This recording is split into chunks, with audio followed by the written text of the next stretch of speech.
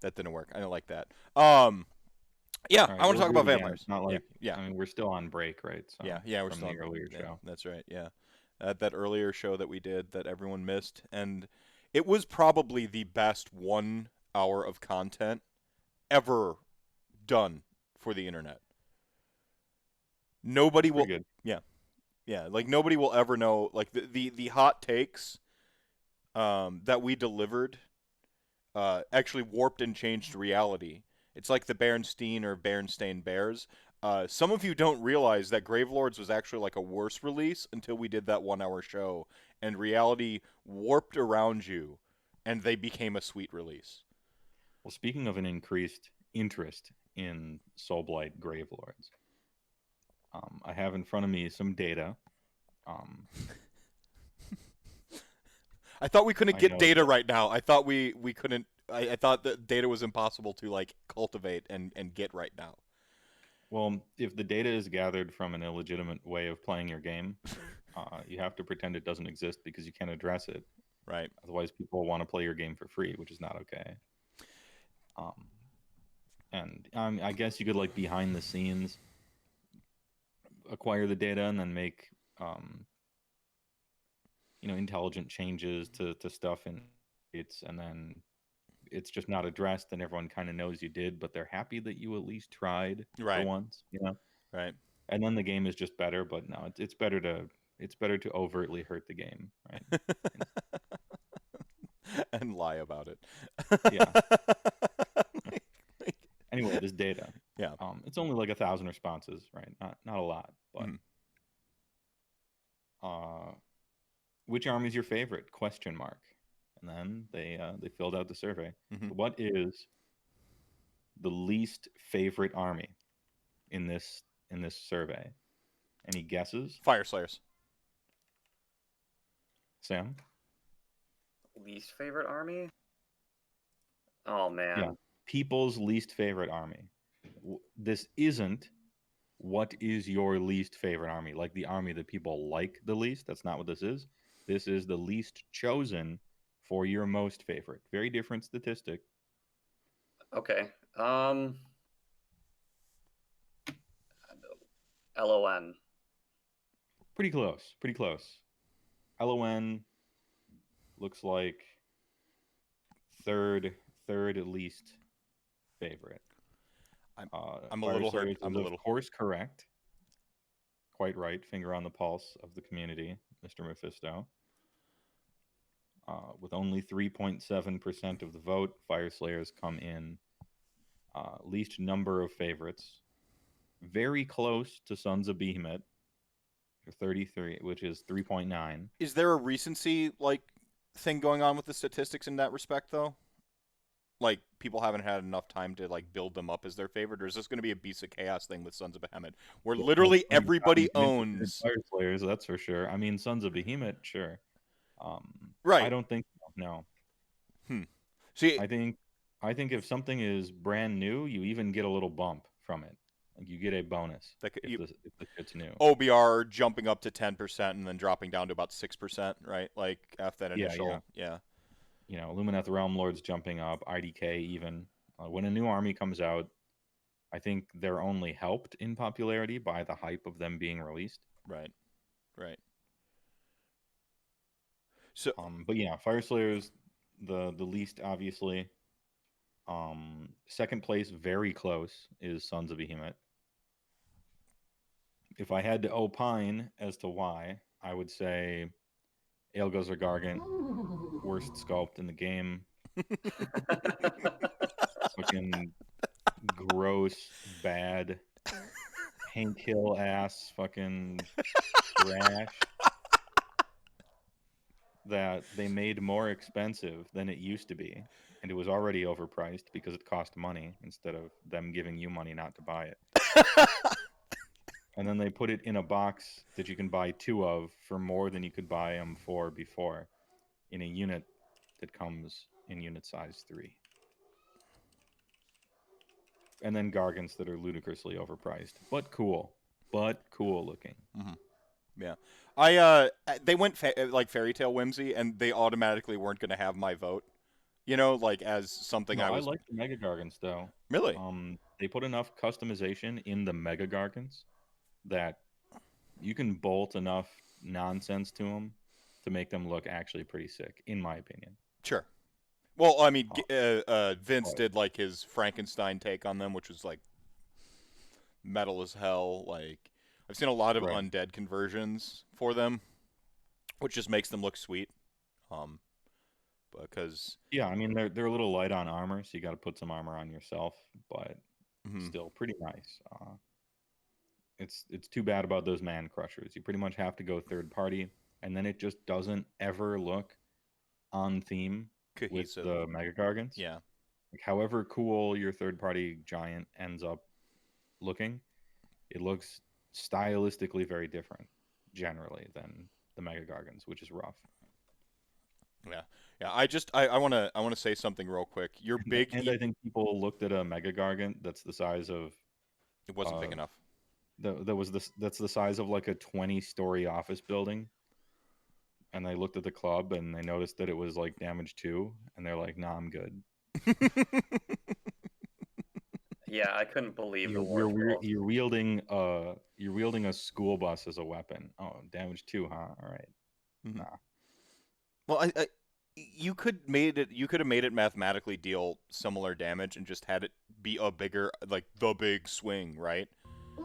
And that would have felt more fulfilling to people than like 3 times the amount of damage to attacks, right? Like if it was just Yeah, I get I understand their reasoning where it's like, well, you can't just give it 2 attacks that have damage 10 and right, miss half the time right. because that's no fun and that's way too variable, right? And that is a good point. And a bunch of 2 damage attacks, you can control the bell curve easier. Hmm. So that's legit. However, there's plenty of design space within the AOS rules to solve this problem instead of just going for Hmm. the Hmm. sad version. So, so why'd you bring up favorite like least favorite or not least favorite army, but I get however it's framed. Because Legions of Nagash is in third place Yeah. for the least favoritist. Hmm. And Soulblight Gravelords has been steadily increasing since they were announced. Like, we have a name for them now, right? Which is Soulblight Gravelords, and we haven't known that for very long. Hmm. And they're already at about 7%. Hmm.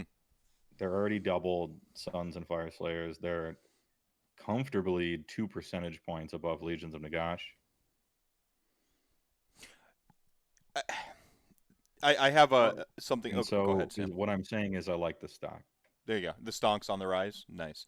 Are you still? By the way, are you still diamond fisted? I'm not sure where that all went. Diamond Hands? Yeah, diamond hands. Are you still? Are you still holding baby hold?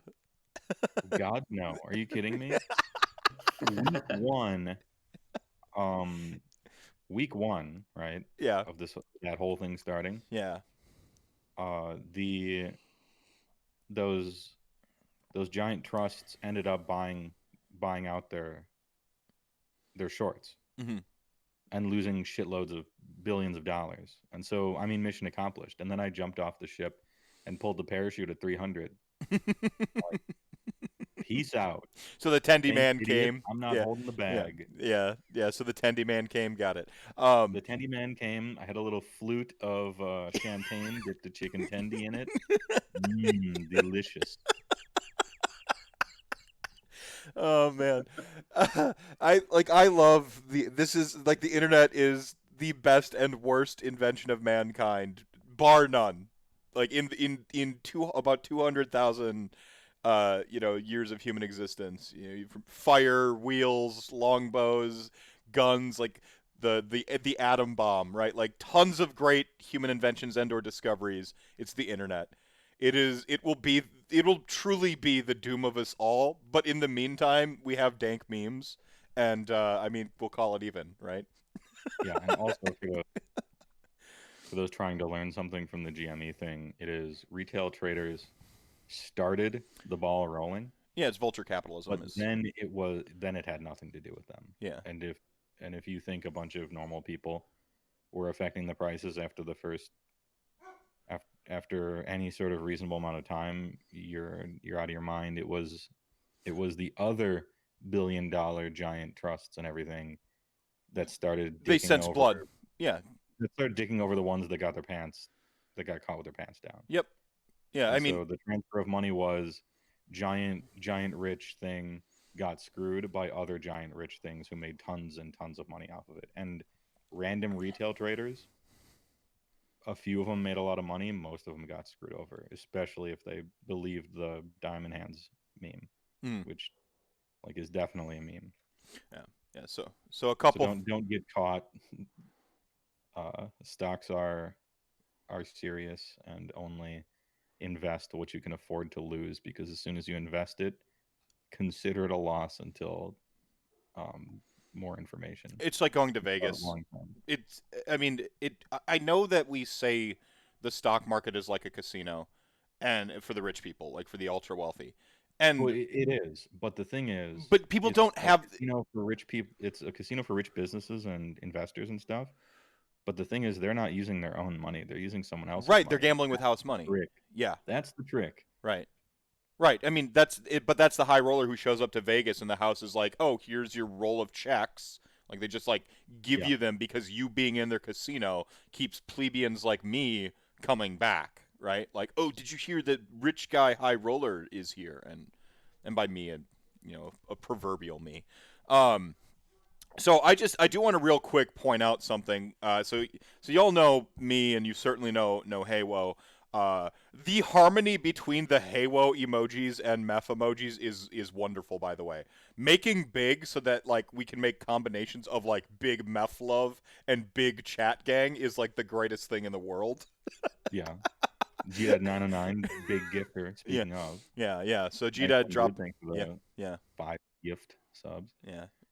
Some would say that I truly wasted an emote slot with an emote No, that is just a word you can type, no, no. and that's it. Absolutely not. I disagree. It's my best emote. Wes Odinson, thank you so much for the follow there. Unbelievable. But we have a very, very, very, very special guest. The man with no moniker, our friend Sam. Much talked about, rarely appearing. So this is the best show in AOS Radcast history for me. How's it going? The oft-referenced Sam. I'm good. I feel a little built up.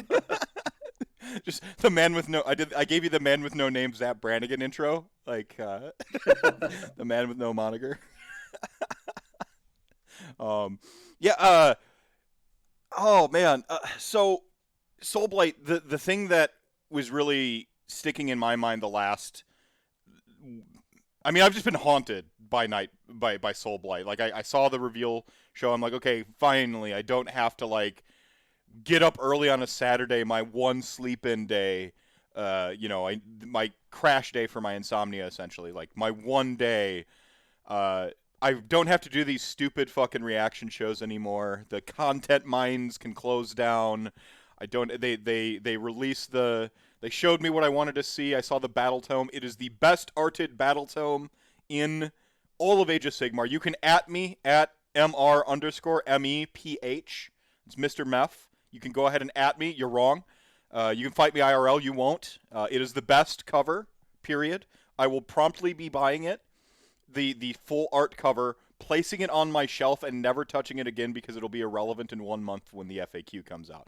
But I'll know I have that full art sitting up on my bookshelf right over here, gazing down upon me majestically, inspiring me, and I will be happy for it. Gladly and playfully throw money at Games Workshop in this respect, because I'm a giant mark. But the thing that was really like kind of sticking with me was the fact that like LON had no identity. I mean, legions of Nagash, right? Like, okay, so conceivably Nagash is somewhere in there, and indeed, when we saw it have the most play, it was Nagash plus a bunch of models from a different army. But it never really had its own identity. You know, they did the opposite of what Miyazaki, from Studio Ghibli preaches. The opposite of what every writer preaches. They released a book with. You look at all these different legions of that go in a bunch of different directions. thematically, but not really rules wise, to like actually feel like they were truly distinct. And then you're just kind of like left with like, well, what is this? Like it's like high five, I love Nagash.army. The greatest thing Soulblight did, and this plays to your point with your statistics that you're watching, is they have an identity. These are specifically vampires and their millions, and the iconic, like these iconic new characters. It does the AOS thing we like to see, which is it can be not just an iconic vampire lord, it can be your vampire lord. So it's doing all that stuff that's awesome, but it's being specific. You have to be specific, and that's when you find an audience. When you're nebulous or when you try to appeal to a lowest common denominator, you find no one. Or if you make trash models like Fire Slayers.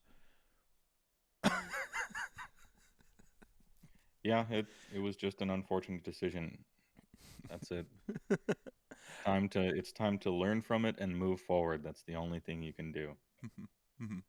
So Sam, did you watch the video yet, or are you still World of Warcrafting? No. I watched the video. I watched that video, and I watched the Warhammer Underworlds, and I'd seen some of these models. Joe had, Heywoah had showed me some of these, and yeah, I like. Speaking of trash models, like old zombies and like old fellbats, no longer. Yeah, they look like those plastic Halloween store things you get that's actually a ring, Mm-hmm. And now we have proper models. I'm Plastic Blood Knights at last. It was on the bingo card from the last preview when vampires turned out to be a ruse. Mm-hmm. But this time, 'twas no ruse. No, those And it looks good. We have actual horses, not bad. and they look sick. Yeah. They I'm definitely liking look sick. the sprinkling of normal creatures every once in a while. Age of Sigmar really likes their 3 different mounts duct taped together. Mm-hmm. Like you're building some overpowered 3rd edition Savage Species character. But every once in a while, nice I do D&D, like me nice D&D some deep cut there. proper horses. Oh, What? I said nice D&D deep cut there. Yeah, for Savage millennials species. in the audience, Dungeons and Dragons is a tabletop war game. Like show 1st edition Warhammer, I'm telling my kids this is Dungeons and Dragons. I want to point out with these, with the mounts, that the longer you stare at them, the more you see that they're a little not horse-ish. So like if you look at actually on the hooves, they have this little like hooked like thing at the back of them. Their hooves themselves are actually pretty gnarled, and they capture that vampire bat like wing style. Like they have these. Yeah, they're undead. They're a little off. Like, It's a little bit spike horse. I mean, spike horses are fine. You can put skulls and spikes on stuff. You're Warhammer, but it's not like a chicken and a cougar and a horse sort of right. glued together, in a goofy way, and then given a name that makes no sense. Right. Right. And their faces are like skeletal, but then they're horses, and so you have like a little bit of the skeleton thing. And this is where I really highly posit. Some people don't like the skull. I think you paint this the flesh color and go for like a nightmare steed, like Hell Horse, or what are those things called in the Harry Potter? Someone in chat knows. Everyone knows I make fun of Harry Potter. What are they called? The cool like little death horses that you can only see if you've almost died. Those things, they look a little bit like that, where like they're super gaunt. Thestrals, there you go. Thank you, B Timmy. Yeah, they look like Thestrals a little bit. So like I think that's super cool. I think that they're like everything about the vampires is something I love, which is it looks normal at first blush. You're like, okay, normal. But this longer you stare at it, the more you realize it's this alien predator that's gonna murk you. Like a vampire should be, this looming, ominous presence where you look at it and you're like, that's a human, but there's something off about it. And then like the longer you stare, the more you realize like you're fucked, and it's a fucking, it's an unnatural predator there to eat you. So I like that about these vampires. Big lances, I appreciate it. Yeah, thick. Big lances for sure. I like it. And can we talk about this popped collar dude has? Yeah, this dude on the left. This vampire bat popped collar that pops a foot above his head. Mm. Have you ever popped a collar so hard it became a vampire bat? That is this dude with the flanged mace over here. It's it's so good. Also, they're using maces, which vampires with maces just like makes me like. I just think it's funny, like the smash your face mace making its way back into Yeah, it's Warhammer. tenderizing. I like a flanged mace. Um, I thought of no less than 4 jokes that are not appropriate. Also, big flags. Yeah, the banner's really really fucking cool. I'm happy we're getting huge banners. They're coming back. There's that one-armed banner Chad from Lumineth Realm Lords. oh, where That he's dude is just like it's huge. They're selling you a single model to carry a banner, kind of like a relictor in Lumineth, and it's just like this massive. I think it's really funny. Go on. Yeah, and then I looked at the model a little closer, and I'm like, he's one-handing that. Oh yeah. That banner is not rested upon the ground. He's just one-handing it and then pointing with his sword. Yeah. Bro, doth thou even hoist? Yeah, doth thou even hoist? Give me Morningstar and watch out. Yeah, I love a good mace too. So I think it's cool. Like like they're not wielding piercing. I mean, lances are clearly piercing weapons, but they don't usually have to worry about an opponent picking up a lance and trying to pierce them. But a mace, like against armored folk, you're crushing them, and then you can feast on them when they're like laying there, their body's broken. Like you don't want to you don't want them to bleed out when you're a vampire. You want them to be largely intact inside of their their hard candy shell. So I like it. I love it. The bat iconography. Tenderizing. Go ahead. A little tenderizer, Yeah, yeah, yeah. The bat iconography, like the barding itself, just looks like fucking bat wings. It's sweet. It's super sweet. They've seen battle too. I can see some like little dents and dings in it. So really nice detail. The longer I stare at it, not quite over designed like Varangard. Like they don't go all the. They don't go to 12. They just go to 11, which is nice. Yeah, they don't OT. In other words, they don't over trim. There's too much trim on those Vanguard for me, but Yeah. they do look cool. Could this be? Are we finally going to stop seeing uh, everybody running like Black Knights with some green stuff on them, painted red, or the Dragon Knights from Order just painted red? Could this be a new era dawns? Um, Ideally, these will cost fill in the blank. Keep in mind the current ones cost $90 US, I think. Oh, for the pack? Mm-hmm. Oh, if they're monopose, I could see them being like $45, like for a clutch of 5, a grip of 5.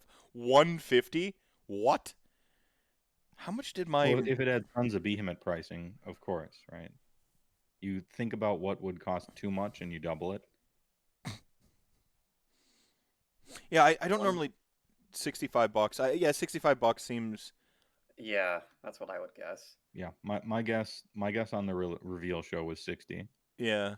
as the floor, but shouldn't be much more than that. I should think 68 or something. For reference, Black Knights, also in Legion of the Gosh, are like 34, 38, Mm. And they're old sculpts. and so about double that feels right. Mm. Well, 150 in dollary dues probably. Yeah. Yeah, no, like absolutely. Yeah, 60 65 around what murder ponies cost, I'd imagine. Like I can't see them being much more than that, especially since I'm thinking that these riders are affixed to their mounts. In the build, I don't think they're separate. They look pretty rigidly placed on these, so these legs are part of the body of the mount. It's one of those Also, deals. Venari Dawn Riders, a very comparable, new sculpt, detailed, right? Also Cav from LRL, $60. Yeah, So yeah, $60. I feel like they have just about the same level of detail and just about the same amount of plastic, new sculpts, horses and stuff. Mhm. I feel like it's 60 as a shoe in.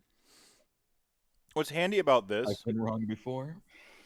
Yeah, what's handy about this is like I can stop buying all the Cavalos Death Riders now because my cavalry army finally just shifts to this, so I can play my Ossiarch Bone Reapers a little bit more Neapolitan because I'm probably just running Yeah. all vampires when Yeah. Soul Blight comes Oh out. yeah, what is the plan? Okay, so let's pretend that the army is like what you want, and each of those words is capitalized. Mhm.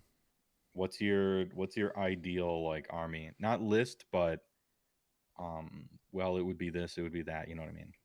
Well, I want the Blood Knights. Blood Knights have traditionally had, and I was talking about Brendan yesterday when we did the show with the Cubic Shenanigans, both hosts yesterday.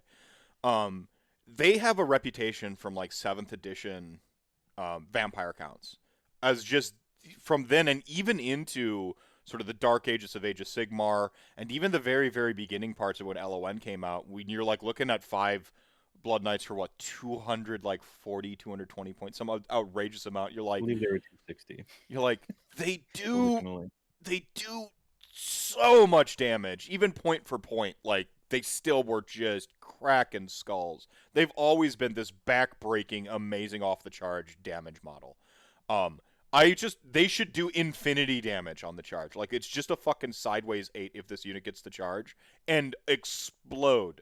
The whole point of like Yeah, playing against historically, I think it was what +1 rend and a D3 damage on the charge yeah, and for they for got the old bonus. version. Yeah, and then you got bonus attacks. Like you're in a, you have a vampire there to buff them, and you've got some allegiance abilities giving them a bonus to attack. You could get an artifact to like tap it and give them. So they just did damage, like so much damage. So I want them to just deal a sideways 8 if they charge. Now the whole game plan for your opponent needs to be like throw anything at them to where they never get the charge, right? And like you probably have Yeah, one. if you end tag, if you like tag the end of Mhm. Blood Knights, they do nothing Yeah, like at all. they. I want like that's like the whole thing. Like you throw like dire wolves or skinks or any derpy min unit thing at them, and they get not so much stuck in, but they don't do the charge. They don't do a million damage, and you can countercharge them, right? I ideally Blood Knights will be the premier offensive cavalry in the game. Ideally, for me, you'll have to like bring requisite buffs perhaps like to get them to that, but they should be the witch elves of cavalry, or not witch elves, but like the daughters of Cana cavalry, just like absolutely unleashed when they charge. I want the army to have mist form and a lot of that like stuff that was traditionally around in vampire folklore to like basically read Vampire the Masquerade Bloodlines and like go through like all the coolest disciplines. I want War Scroll abilities that do all the coolest shit. Celerity, which is got to go fast, Sanic, like turning into mist, turning into bat forms and summoning vermin swarms and shit, like all of that stuff. I want all of that in the army. I would love for them to have regen, but like regen I feel like gets overpointed or overcosted when they're like, oh, this unit can regen. Look at this troll, it can regen a D3 if it survives, or if it survives and deals damage you can heal 1 point of, and like there's always these like little shitty heals in the game that you're penalized for. Please don't penalize vampires for that. Find an interesting way to show me they're drinking blood, please. like i don't like I don't need them to be penalized in their points for that. So like regen. And I remember when I started playing with Sam, back in what 7th grade, I think 6th or 7th grade is when I Yeah, started like buying some stuff. You got me my skeleton chariot for my birthday. Um, that's right. um, I remember like your vampires were like pseudo mini necromancers, and you could actually like summon some units and stuff. I want that back. Like I really want like the vampires as like able to just like summon on some stuff. If I don't care what it is, dire wolves, bat swarms, like whatever it is, I want like vampire summoning the way I like a little bit necromancy, but like really in the vermin sense. So ideally, I my think arm. Go ahead. Blood Knights are actually going to be good, and this might even be a hot take. Oh man. It'll become a hot take. Don't worry. Uh, Blood Knights are going to be actually really good because I have this is something I've learned, especially after reading Lumineth Battletome, Doc Battletome, all the other Battletomes as they have been coming out. Blood Knights are going to be really good. Or at least they're going to have a lot of abilities that are really good. Mm-hmm. And in GW's head, they'll be like really strong. Because in Games Workshop's heads, Blood Knights are famous. They have a history of being famous for being awesome and the best charge, kill damage, royal Blood Knights ever, like the Lance. There's memories of older editions where they were the shit. And so in Games Workshop's head, they're like, Blood Knights have to be awesome. Mm-hmm. Because in the lore and in the history of our players' minds from back in the day, these guys were awesome, and so they have to be awesome. Mm-hmm. And that's how they write War Scrolls. Mm-hmm. Yeah, the hype, for better or worse. Yeah. This is how they write War Scrolls in a good way and in a bad way. Mm-hmm. Like how come Lumineth Realm Lords have a novel of abilities to wade through, to actually resolve anything in the game? Mm-hmm. The High Elves are just better than humans. They're literally like the superior race to human. They're just the best. They're better than humans in every way, and Mm-hmm. so they have to have all the abilities that mean that. Mm-hmm. They're wicked fast. They're so good in combat that even if they're not in much armor, like their save is still really good because they're just the best. They can activate twice in a row because they're really fast. They point things based on like how good the thing is supposed to be, and they write rules based on how good the thing is supposed to be. And so if you're in a faction where they're not really that important, it's not like High Elves, right? It's not like Blood Knights. It's not like Marathi just became a god, right? You're like some orc, you're some naked orc, or you're some ogre wizard who just eats a lot. Like you're not.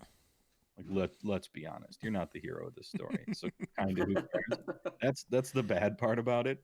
But the good part is, if you happen to really like one of the things that are supposed to be really good, I think you can be confident that it will be. Yeah. Well, I'm actually starting to think that I might be James Workshop. Like my insomnia when I fall asleep. I don't know what this is, so you're gonna have to. Okay, so Why don't James you Workshop explain to the is crowd what James Workshop yeah. is? So James Workshop is actually the person we know truly controls Games Workshop. There's a specific person who is in control of every decision that we blame, and or revere for decisions that Games Workshop makes. So I James may Workshop? This yeah. smells like James a Workshop corporate is his meme. name. Is this a No, corporate meme? his name is James Workshop. It's a person. They're real. This is No, I mean like this meme. This smells like a corporate meme. Is this a corporate meme? Like did GW start this meme? I don't think so. But All right, I caught a whiff. That's all. I'll have to look into the etymology of this yeah, meme later. yeah. James Workshop is the man the company is named after, and I might actually be like it's like Memento. Like I get into an insomnia fit, and then I send like all my like notes to my lackeys at my company to make the army I want. Because for just 2 years straight, I've pretty much been just like cracking home runs on the things that I want, and so I might actually be James Workshop, and maybe I don't know.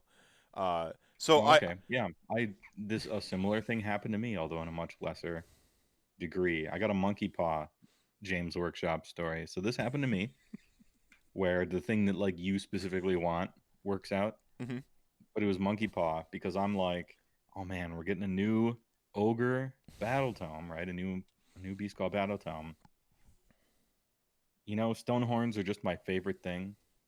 If nothing else, I hope that stone horns are good, At least give me that. And the book came out, and only stone horns are good. Nothing else. So, careful what you wish for. Right. I see. My trick is that I'm going to think Blood Knights are the best thing on the planet, and whether that's true or not, you won't dissuade me. Reality will conform to what I believe. Like I will, not literally, But my reality will be like, these are the best, and nobody can convince me otherwise. Like, how bad would the War Scroll have to be for me to get these new sculpts and buy this whole new army? Because I'm just about to, I've got like, it's that Batman scene in it was the Dark Knight, the first one, Batman Begins or whatever, the very very first one where he's in of the Nolan flicks, where he's in the like he's bathing in the fountain, and they're like, "Sir, you can't bathe in the fountain of this hotel," and he just hands them a check and says, "I just bought it." You know, and like we have no idea what was written on that check, but that like apparently he did in fact just buy the entire hotel. That's what I'm going to do with these. I did it for Ossiarch Bone Reapers. No regrets, and I'll like tattoo regrets misspelled on my neck like the meme. RAG like RETS, no regrets. No regrets. These Soulblight, they're gonna be the best. They're gonna be awesome. Um, I liked what first off He handed them a check, and the check had written on it, "Play along. It's a bit." I gotta thank real quick Dr. Darkmatch for the Twitch Prime. Good use of that free Amazon Twitch Prime sub.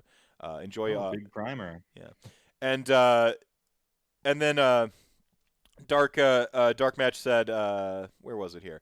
Bat screens with skeleton spear walls, Blood Knight, Chad cavalry with big boy vamp hero buffs, and a dead dragon meteor to smash. Yes, basically that is what I want to see. We'll get to the tinfoil dragon. Don't worry. Yeah, we'll get to it. But first, Sam, I have a similar question. Since we've both answered it in various ways.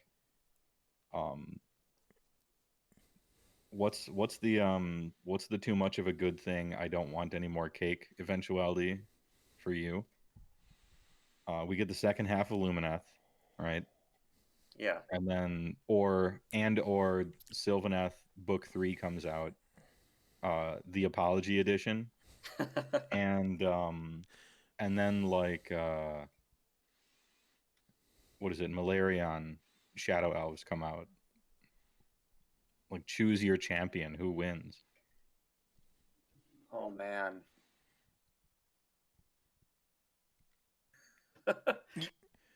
I can't answer this question. Like, it would be way too much. I'd be like that guy in what is it, Monty Python, and where he's like he just explodes. He's at the buffet table. Yeah. Yeah. He's just like, I can't eat anymore. I'm absolutely stuffed. And the guy's like, oh, one more, just wafer theme, and he agrees and he explodes. Like, they're showing you the menu and they're like, would you like a Sylvaneth Battle Tome 3, second half of Lumineth, or Malarian Shadow Elves? And you're like, all of the lot. yeah, right. Well, we might also be getting Kurnothi depending on what way you go with. Else? Yeah. With the Kragnos, right? Like, at first Kragnos doesn't sound to me like a very Kurnothi thing. Sylvani. Yeah, I agree. Ordered name, right? I agree. Sounds like Earth version of Ragnaros. I'm gonna be honest. Which is why I accidentally call him Kragnaros all the time. On the reveal stream, everyone got trolled because they first saw him, and my chat went nuts. They're like, "Beasts of Chaos! It's time! It's a dragon ogre!" Yeah, they remembered us. Yeah, it's been 87 years. You know, like that old lady meme. Right. And then someone noticed that he had hooves instead of claws. Yeah, the little grabbies. Yep. Have claw feet, and they're like, okay. Well, at first blush, because the chaos sinks back down into the primordial sludge, ready to come up again in 4 years. I actually got trolled too. I was in your chat, and because the video goes very quickly, and they don't immediately populate the Warcom site with the stuff, right? There's some techie who has to be refreshing as it's going through. And so, like, I saw the video, and it went very quickly, so I saw, like, it kind of... Like, is he rearing up, or does he just walk that way? He was in the weird Dragon Ogre posture, where they're kind of, like, haunched back, and then their little feet are, like, vestigial arms in front of them, like a T-Rex, you know? Is how, like, Dragon Ogres kind of look.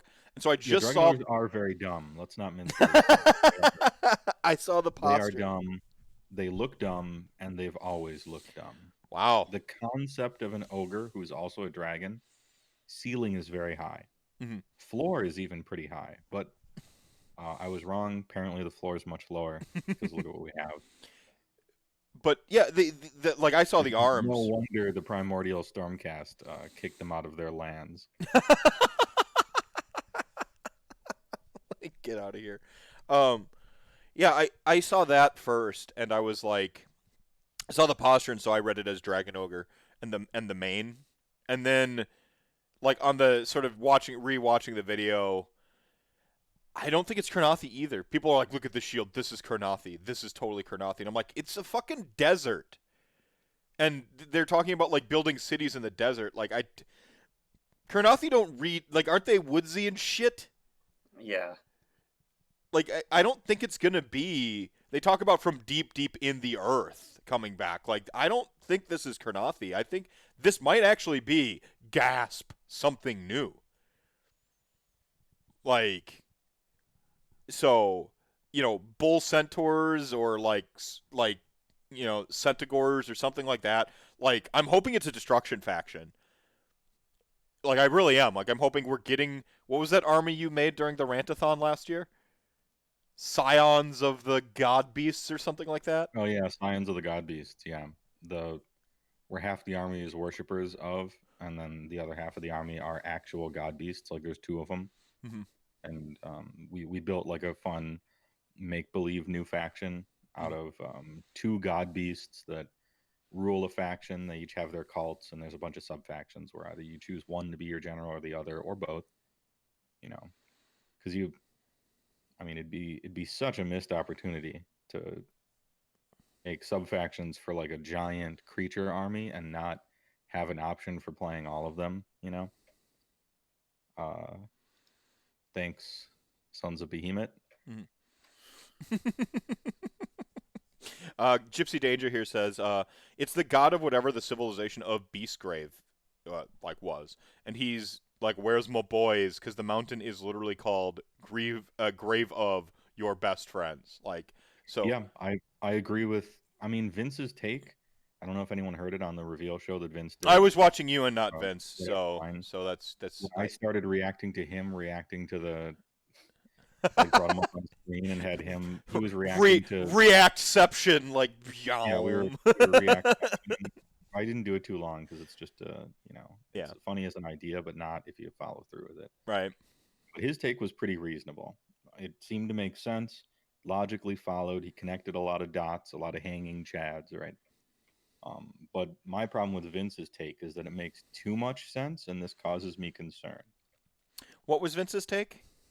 His is, this is a god beast of destruction, a new one, Hmm. and he's the herald of a new army. Hmm. And this is what all the Great Wa and everybody like. This is for all of destruction to get behind this new guy. He's the beginning of the next campaign arc after we finish with Broken Realms to go into third edition. Hmm. Um, this is the plot point that carries us into third ed, where Games Workshop remembers that destruction exists, lore wise, for the first time, actually ever. But and this guy's like the Nagash of destruction. Like everybody follows him. It's a god beast. He is, it's in Beast Grave. He was talking about his all his people were dead. This ties in the Cursed City and the Beast Grave stuff from Underworlds. It ties all the stuff together, Hmm. but it makes a little too much sense. And so I press X for doubt, only based on that. Hmm. Beastgrave launch had the Kurnothi Satyr dudes, and he is leaving the mountain of Beastgrave. Yep. Yeah. Yeah, like whatever goes on in Beastgrave, they released this dude, right? Kragnos got out, and Yeah, and so there might be like Kurnothi and Centaur like things, but it's going to be like a destruction army of a bunch of different types of Centaur mhm. of various flavors, whether it be deer people or horse people or bull people or whatever. I could get behind that. They could also be doing a troll like with So like we heard a voice talking, right? And then we saw Yeah. this image of like a centaur like thing with the huge horns and like this And he wicked said God mane. in the voiceover. So when they did the cast our mind back to the inception of Rantcast, the Ossiarch Bone Reaper trailers were coming out. The guy talking was Catacross the whole time, but we had 4 videos of everything but Catacross shown. So like they actually made it look like Vok Mordian or whatever was the one talking in the first trailer, and it, because like they, the tithe comes, and they have this like guy talking, and then you see like you're gonna, because editing, you're gonna like hear the voice, and then you're gonna see a person on camera, and you're gonna assume it's them narrating, right? So they did that with Catacross. I'm not even necessarily convinced that the image of like the individual was Kragnos. Like, I'm not convinced that image was Kragnos. I kind of hope it's not. I'm looking for something more interesting in a god than a big centaur, I guess. It worked for World of Warcraft, right? Like the one god's like actually a sweet centaur or whatever, or became a sweet horned centaur type thing. So, yeah, I mean there was more visual interest there though, antlers and druidic, tattoos and stuff, big beard. Importantly, a big beard, yeah. But I think that like we probably didn't even see Kragnos. Like we might not see Kragnos for a little bit because they just said Broken Realms Kragnos. We hear a voiceover and we see like a centaur staring over the ruins of a city, or centaur thing.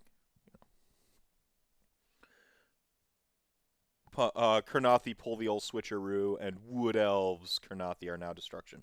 I'd be cool with that. Like they're still pissed at Sylvaneth. I said yesterday I want Destruction to get just a brand new faction. I've wanted that forever. I don't care if it was like Elementals or. You mean a brand new Destruction faction that introduces more than one kit? Yeah. More than one single kit. Yeah, exactly. Well, but that wasn't brand new. That was, here's a big Ale Guzzler Gargant, and I'm like, yay, one kit that's $200. Like, I'm all for Destruction getting more stuff. Like we got ogres. I'm still hoping. I gotta say, looking over these Lumineth sculpt reveals and this Gravelord sculpt stuff, I'm like, oh boy. I am looking forward to a Destruction army with new models. These things are just non-stop home runs on both of those ends, Lumineth and everything I've seen from Gravelord. This is what we want. Like when LON came out, LON was a soup book of a bunch of old Gribblies, right? Like just a bunch of old stuff. It was Grand Alliance Death 2. It was our GA. For what that was, it was very successful because Grand Alliance Death 1 was like on life support. Super trash, right? It was on life. The GA allegiances were just kind of like a bad idea that they did because they didn't have enough time to make proper armies, clearly. Mm-hmm. Right. So like it was a stopgap, it was a band-aid, it was important. It was very good, but we've been coasting on a very good update to something that probably should have been obsolete when it came out for a very long time. Mm-hmm. It's time for us to have Death's House in order. Mm-hmm. And I'm sick of hearing a dozen people every day ask for a Legions of Nagash faction focus, and me having to be like, I don't want to do a Legions of Nagash faction focus because I want my faction foci to be positive, to have a positive spin. I want to say good things and not have it just be complaining. Mm-hmm. Like I did the Ogre Maw Tribes one, and through great strength of effort, I didn't complain the whole time, but a lot seeped in. Mm-hmm. Well, your deadpan can't help but come out. Go on, Sam. I'm sorry. Oh yeah, no, it's cool. It's a faction unfocused. That's how you brand that one. I don't know. Like You mean the marketing spin, like unshackled by civilization and focus.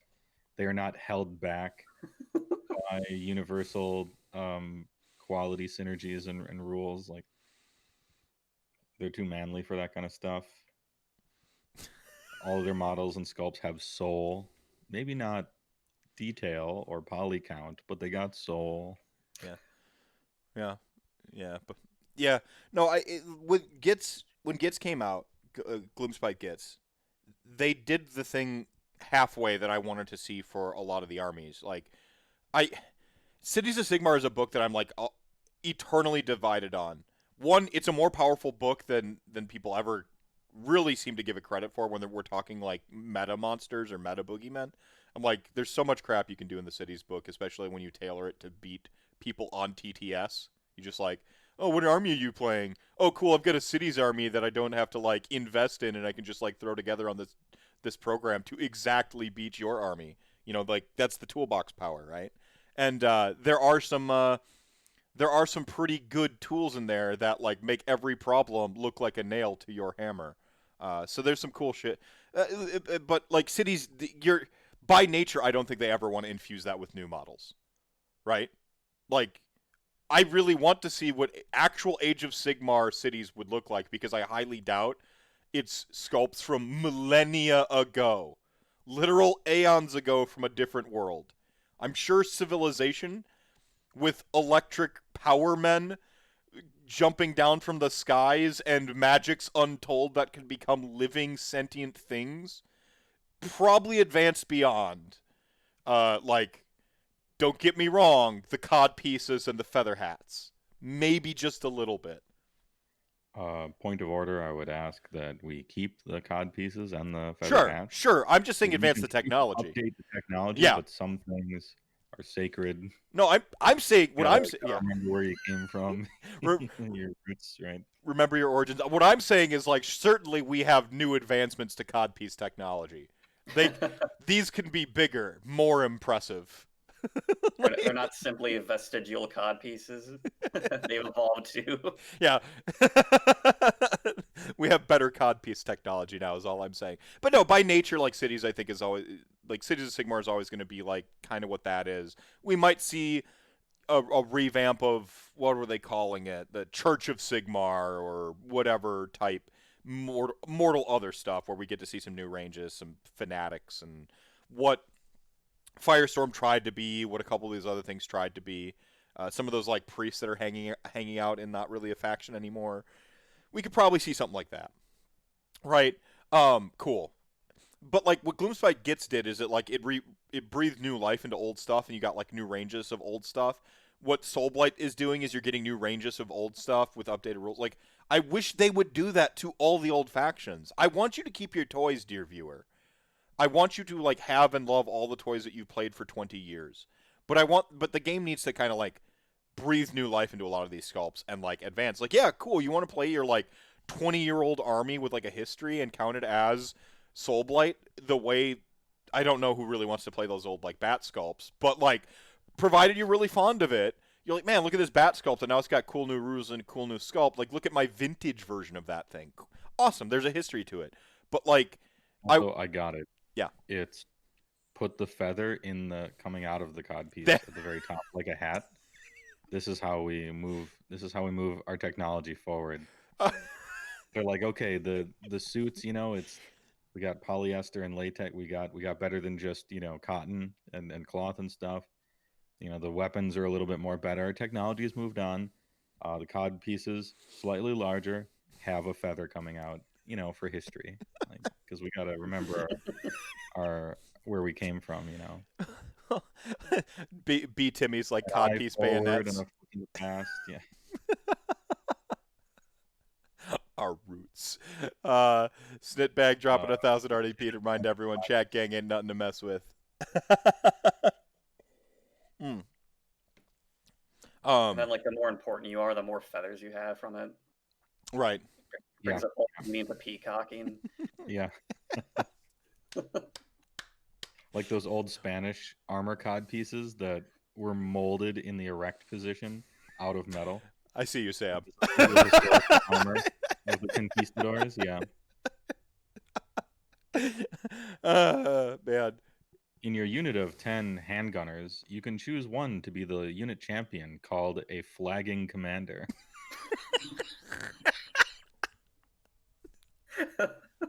The blooming cod. Like, Once per turn, the commander can issue orders at the beginning of the combat phase so that his men may stand at attention.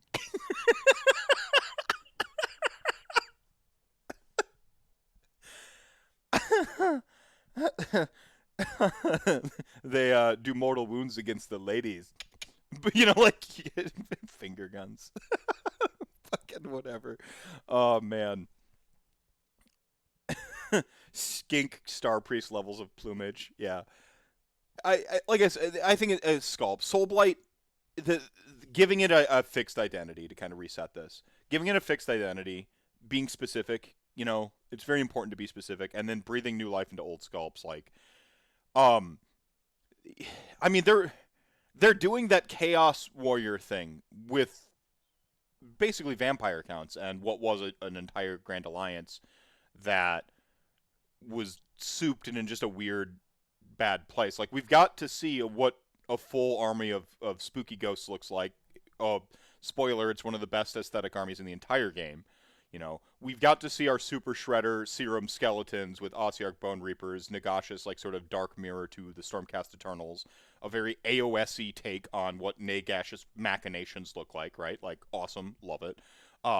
Flesh Eater Courts are maybe a little bit of an odd one out, but I mean, my only question is, do they roll that in with? I don't think they're going to. Having seen what I've seen now, a lot of people thought they might come back as a Strigoi, like a bloodline for Soulblight Gravelords. I think Flesh Eater Courts stay their own thing. That's my new. Now that we've gotten more information, that's my read. I don't think their Flesh Eater Courts are getting rolled in. No, nor do I think they should. No, definitely not. I agree. It's nice to like. It's a quaint thing to have so personal of a GA's god be like in charge of everything. Nobody else really has that. They have that, but with models that they can't make or put on the table because it'd be too good. Like, there's no Sigmar in Order. There's no actual Chaos gods you can play in Chaos. There's no Gorka Morka in Destruction, but there is Nagash in Death, and that's a neat super hierarchy, right, to have. Well, but it's nice to have exceptions because it makes the whole thing much more interesting. and I think Soulblight are going to be exceptions too, because they might like help Nagash, but they have their own agendas. It's so people. I actually like Death as a monolith. Another faction of them. I'm sure they pledged super phony fealty, yeah, fealty to Nagash. Oh, of course, sire. Mm-hmm. in the most arrogant vampire sort of I'm insulting you while agreeing with you kind of thing. Right. I actually like Death as a monolith. I've talked about this before. There are some times when you have an opinion on something and you say it really excitedly, and other people say it like it's a bad thing. Like, yeah, but Death's a monolith. And I'm like, I know, but Death's a monolith.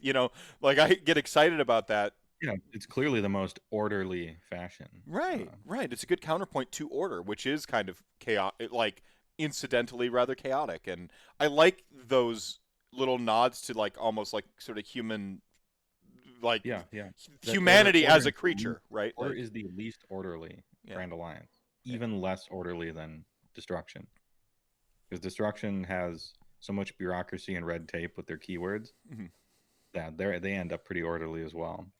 B. Timmy with a great reference to Mass Effect here. Yeah, but Nagash can assume direct control. Read in a lore story where he took over Neferata against her will. He controls the Soulblight, and so via extension, he controls the vampires. He does control the Soulblight. Feck he doesn't really control, and it's kind of odd how he's able to garner their favor. But if ever there's a faction that would just attack Nagash in open combat, it's Flesh Eater Courts. Death also has a very good excuse for having Nagash on the table too, because it's just an avatar. He has like a billion avatars. He has dozens of them. So it makes perfect sense. Yeah. He's even, if I was writing the propaganda section, he's even used them to trick his opponents into thinking they scored some sort of victory as a pure distraction. And then I just list off every time Nagash actually just got killed by somebody. Oh yeah, that was an avatar. That was a ruse. Planned.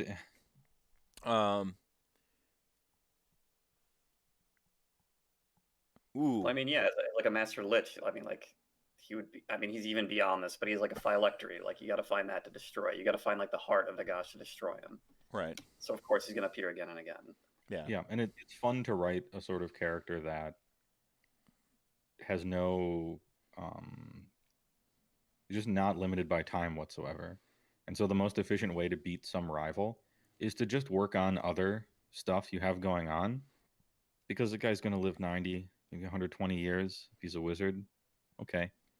I'll just take care of this stuff over here for a century and then show up to his funeral, be like, got him. You didn't have to do anything and you died of checks notes old age.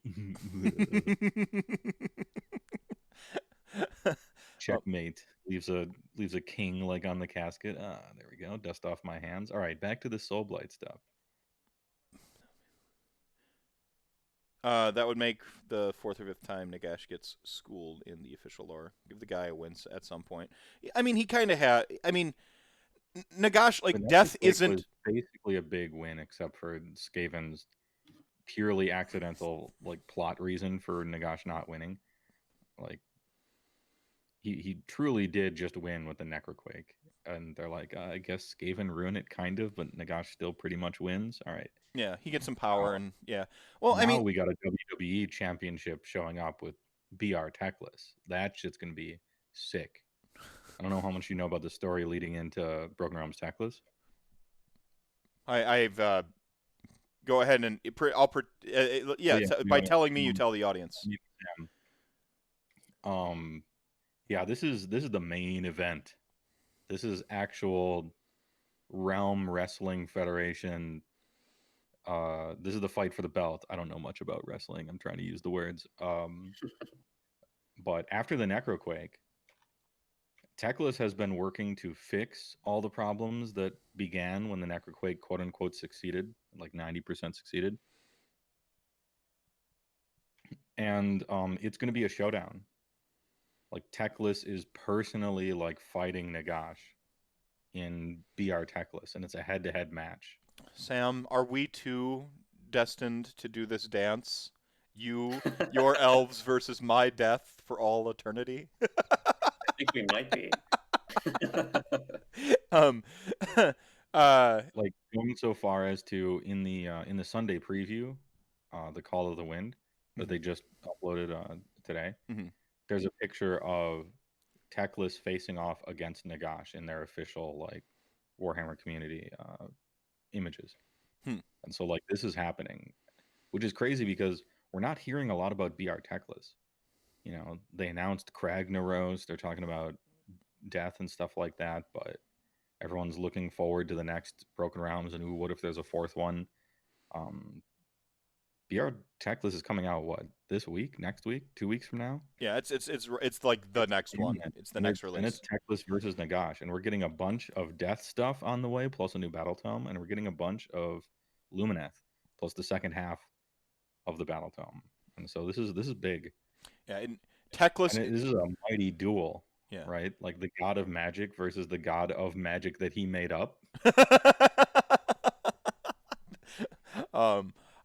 I think I don't think they're going to kill Nagash. By the way, everyone's like, "Oh, Techless is going to kill Nagash. He's going to kill Nagash." No, I don't think so. There's two things that go into my opinion. First of all, death is not it's a consequence for Nagash, but it's not the consequence. It's not really about killing Nagash. Yeah, it's never really about.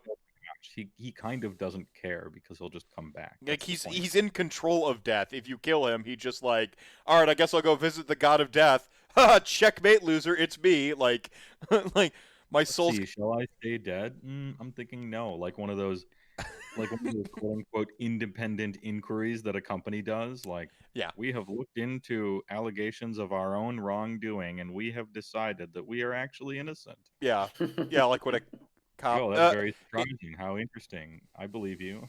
Yeah. Insert joke about cop violence. Yeah. Yeah, like at worst, you would set him back. It sets him back. It's always setbacks and stuff like that for Nagash, but. And he's got nothing but time though. Right. What if he has a fourth or a fifth plan? Because Stormcast, or because the Ossiarch Bone Reapers were just like, that was like the plan in motion already. He has other ambitions. The pyramid. Yeah, it's just that people found out about him. That's the thing. Yeah. Like there's a story of OBR. In fact, the warband with Axe Chad, fucking. Oh yeah. Like he's so tall, he's like Helsing tall, and I wasn't aware of this until I saw like a picture of him next to Mortek Guard.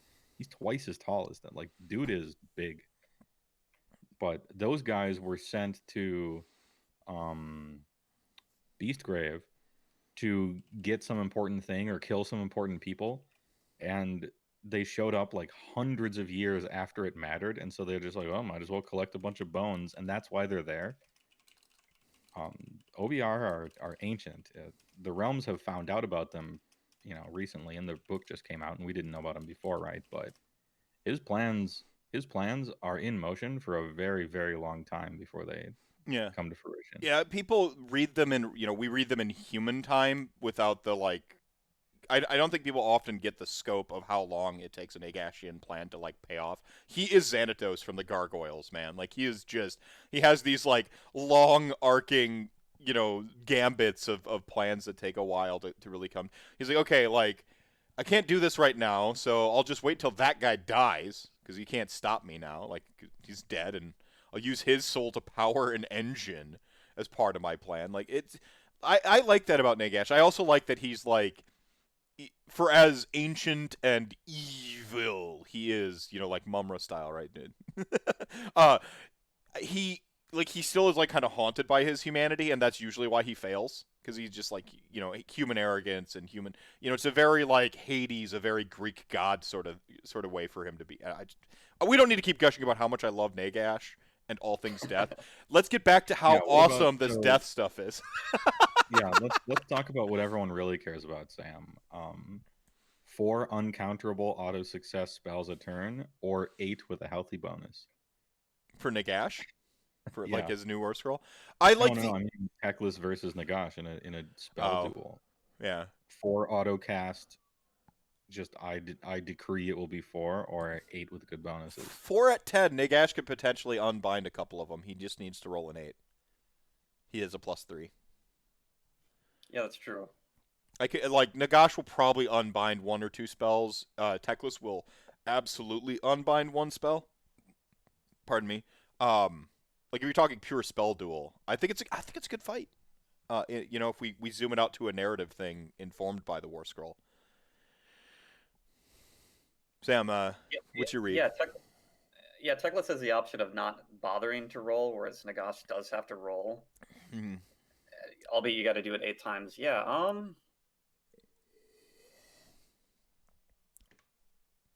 Yeah, I would have to agree. It's going to be pretty close. I would side on I might give Nagash the edge because he can cast so many spells and Gatling Gun, Arcane Bolt. Mm-hmm. But on the other hand, some Luminous spells are, like, really, really, really good. Game-wise, I think Teclis actually has the edge in the game. It's just... Yeah, probably. I mean, their battle tomes newer, their spell lores are way better. Yeah, that's true. Yeah, the spell lore is way better. Nagash is never going to get hand dust off, because the Teclis is going to, like, that's the auto unbind, is like, you're not just going to hand dust me.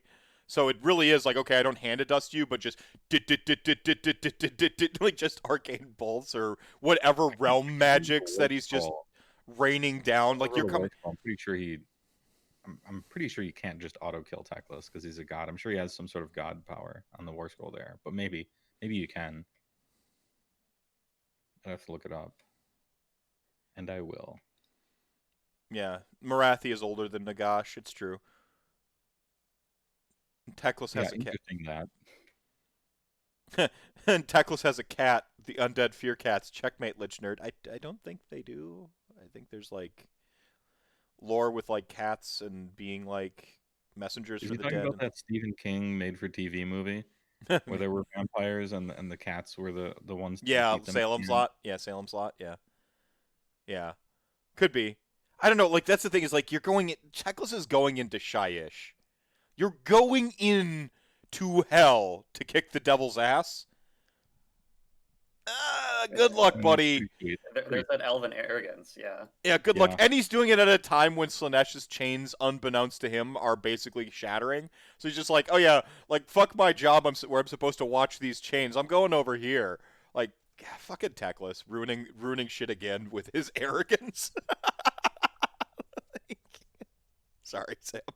I mean, if he goes in with his bro Tyrion, I mean, is it arrogance? But I don't, we'll see what unfolds. I guess if he Yeah, tries to solo it, yeah, definitely. yeah, yeah. He's taking a flashlight. He's got this. Yeah, yeah. Teclis bounces spells. I don't know. Like if they kill Nagash in Broken Realms Teclis. Now it's not called Broken Realms Nagash, so spoiler alert. Just like with Wrath of the Everchosen, where death was put in the book in a book called Wrath of the Everchosen, it's probably not going to end well for Nagash because the book again is not called Broken Realms Nagash. Um, but they're not going to kill off Oh, their you're right. It's not called Broken Realms: How Nagash Wins. right. Right? Even Wrath of the Everchosen though did make Katakros like it made them both come out looking strong. Like it did the thing you want to do with a narrative like a living narrative like that where you're like Archeon shows up, stops the thing, but his nose gets bloodied in terms of like his campaign because now there's one of the 8 points is no longer his, right? It's the Arc Terminus, which is bound and now.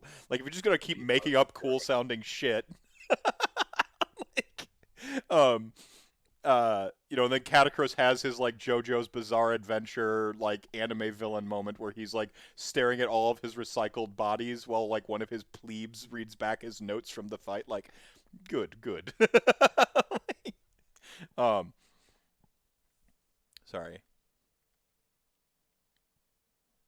Um, Marathi did end pretty well for Marathi. That's what I'm saying. Is Broken Realms Teclis, I suspect, is going to end pretty well for Teclis, because his name is in the subtitle, um, the subheading. Yeah, Sorry. that is true. Marathi ended pretty well for Marathi.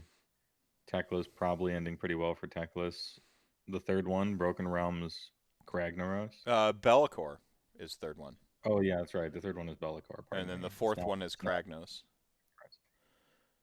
Yeah. So the Oh, third good. I was hoping that Be'lakor would get a little W on there for yeah. once. Yeah, Bellacor's just often like they're like we need chaos to take a loss. Oh, it was Be'lakor.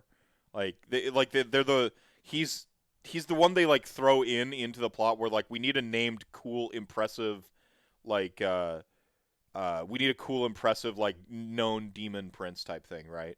And like, oh yeah, it was Be'lakor leading this, and so like it makes the hero look super impressive because the hero who turned back Be'lakor must be awesome if they turn back Be'lakor. And I'm like, why do you keep writing stories about how Be'lakor always loses?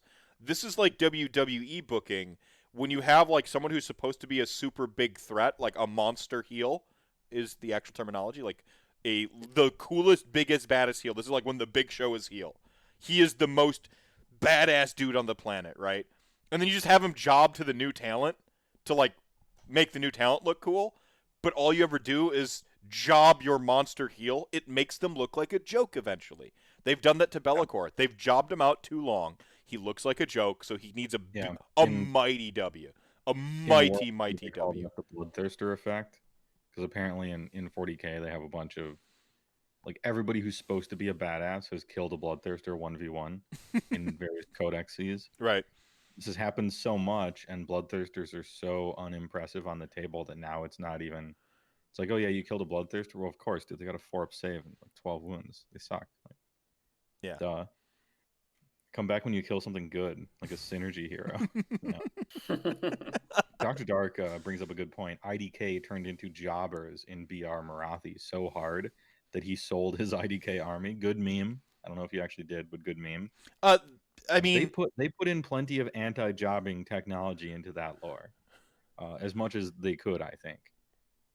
They stressed that, and I didn't stress this in the doc video because it's propaganda for doc. But to be fair, it was the full might of IDK led by Volturnos. They were actually clapping the Daughters of Cain. Like they lost every engagement. They won the naval theater easily against the Scourge privateers. They won in the city streets. They won on the beach heads. Like they were destroying Daughters of Cain. Like they had no chance. It's just that they were too late to stop the ritual. And then God Mommy tossed Voltanos around the temple chamber for fun and profit, like a cat toy. But it was just that they were too late to stop the ritual. They were winning the battles like decisively, even in the supposedly unbiased Broken Realms lore. They were winning the battles easily. So you can take the gold star, I suppose, for not full jobbing. Well, but It wasn't Volturnos like when Beastclaw jobbed in the. twice.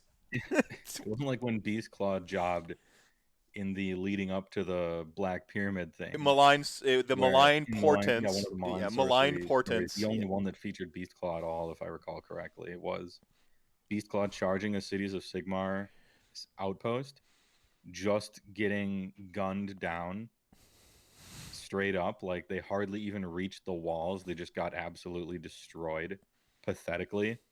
And then they were raised from the dead as undead Beastclaw and killed all the Cities of Sigmar guys.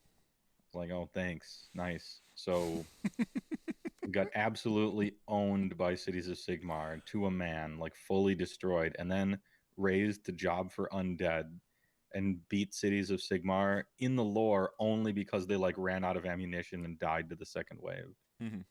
Nice. Good one. There are no consequences for that, though. Hagnar should have many fewer witch elves now. I mean, in the lore, theoretically, there could be, right? Because there's a Hagnar temple, and like IDK just cut swaths through them. But they got there, and then like Marathi's just like, I will kill you, your king of kings of the sea, Volturnos, or here, take this bauble. I have no use for it anymore. And that was kind of anti. He's lived a 5,000-year Razo Gulian sort of life. He knows when to roll with the punches, and he's like, oh, we'll call this borrowed. Sure, yeah, let's eyes on the prize, thinking long term. Yeah. Diamond handsing this Ocarian lantern. So I'm way behind on the lore. How are Daughters of Cain still in order? I'll let you. I'll let you do this while I get more coffee. Video. I just made a video. Faction focus on Daughters of Cain, where I talk about the lore for the first like third of the whole thing. It's probably the longest lore section aside from the Ogres one where I wrote a story. Daughters of Cain are in order and in Cities of Sigmar outposts specifically because of necessary evil. Like very purposefully, she has gotten herself in this place where they don't like her methods. They don't like the violence of this cult. Like it's a cult. They don't like her constant scheming and all this stuff, but ain't nobody kill demons that are just barely past where your torches reach outside of the cities, like nobody keeps the demons at bay like Daughters of Cain. And so they just have to kind of grudgingly accept this situation. They made themselves necessary, in other words. They took that old quote from Bill Gates, I think, which may or may not be a misattribution, but where he's like, this is how you sell operating systems, you make yourself necessary. Okay, got it. And order is not synonymous with good.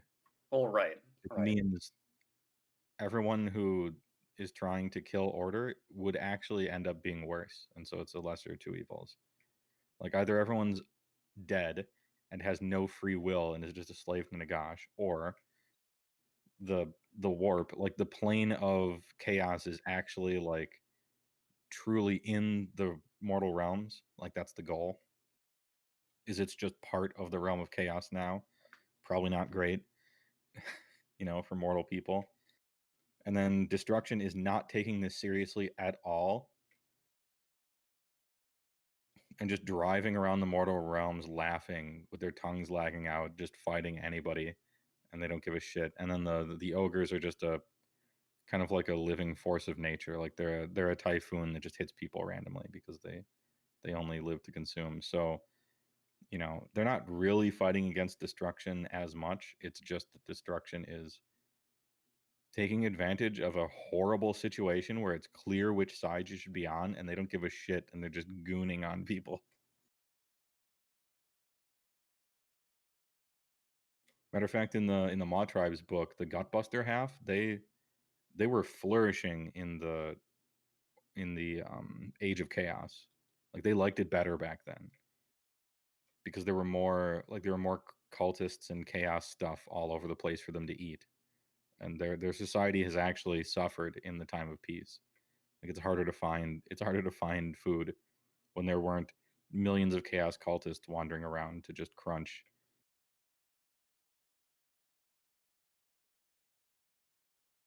Because when in the age of chaos, when it was just chaos everywhere, it was kind of like survival of the fittest, and that is like the definition of the place that ogres want to be. Like, oh, survival of the fittest, is it? Perfect. That is exactly what we want the world to be, because that's exactly what the Beast Claw do. That's exactly what Gunbusters do. It's their ideal situation.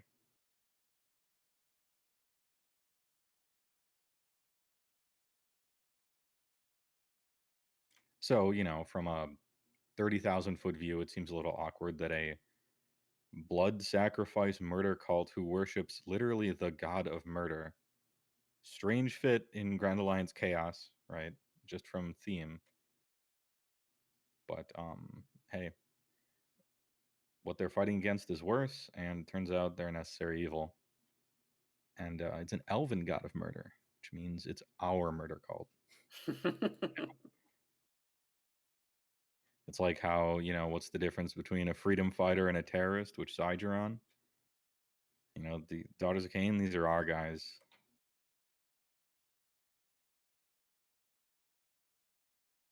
Yeah, and they only mostly murder the bad guys. Good point, B. Timmy.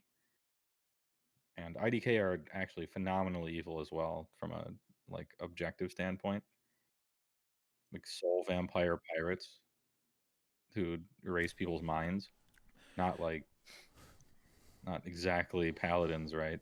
And even the paladins of the setting. There was a story in Stormcast about how there was, I can't remember who it was, might have been the Hollowed Knights. They It's the did the first scout from WoW. They did the single point in the arc of Prince Arthas when he succumbs to being evil for the rest of his life. That's when he like, raises the village. He raises the yeah, when he scours Strathhome of all the living people who've been infected and burns them to the ground. Like the plot point where he loses the last shred of his humanity is a riveting tale of the Hallowed Knights and how heroic they are in the battle tub. I reject this writing, and that writer should feel ashamed because, whilst moral, not ambiguity, not transition. I understand moral objectivism and like the sort of moving goalposts of morality when you're trying to tell a story like this. I fucking hate that it's the laziest fucking look at how the good guys can be secretly evil. Like it's the fucking Pan's Labyrinth slit the guy's throat to like show you he's a bad guy. It's the most ham-fisted garbage like overt plot device I've ever seen, and I hate it so much.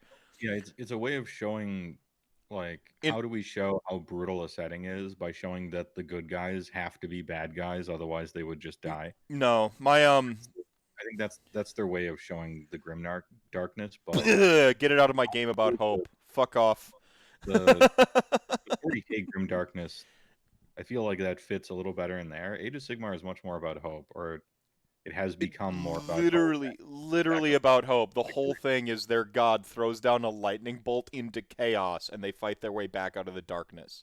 Like it gets more nuanced than that, but like like what does it take to be a hero? When you die you lose a part of yourself, or when you being a hero takes a part of you every time. Like that story is really great. Like, the people out there who try really hard to be good people in reality are usually just taking little chips out of them over and over and over again. Like that's what it means to be a good person in our reality, is that you walk through it always a little bit more vulnerable than the shit heels out there, because you have to be vulnerable to save people, to care about people.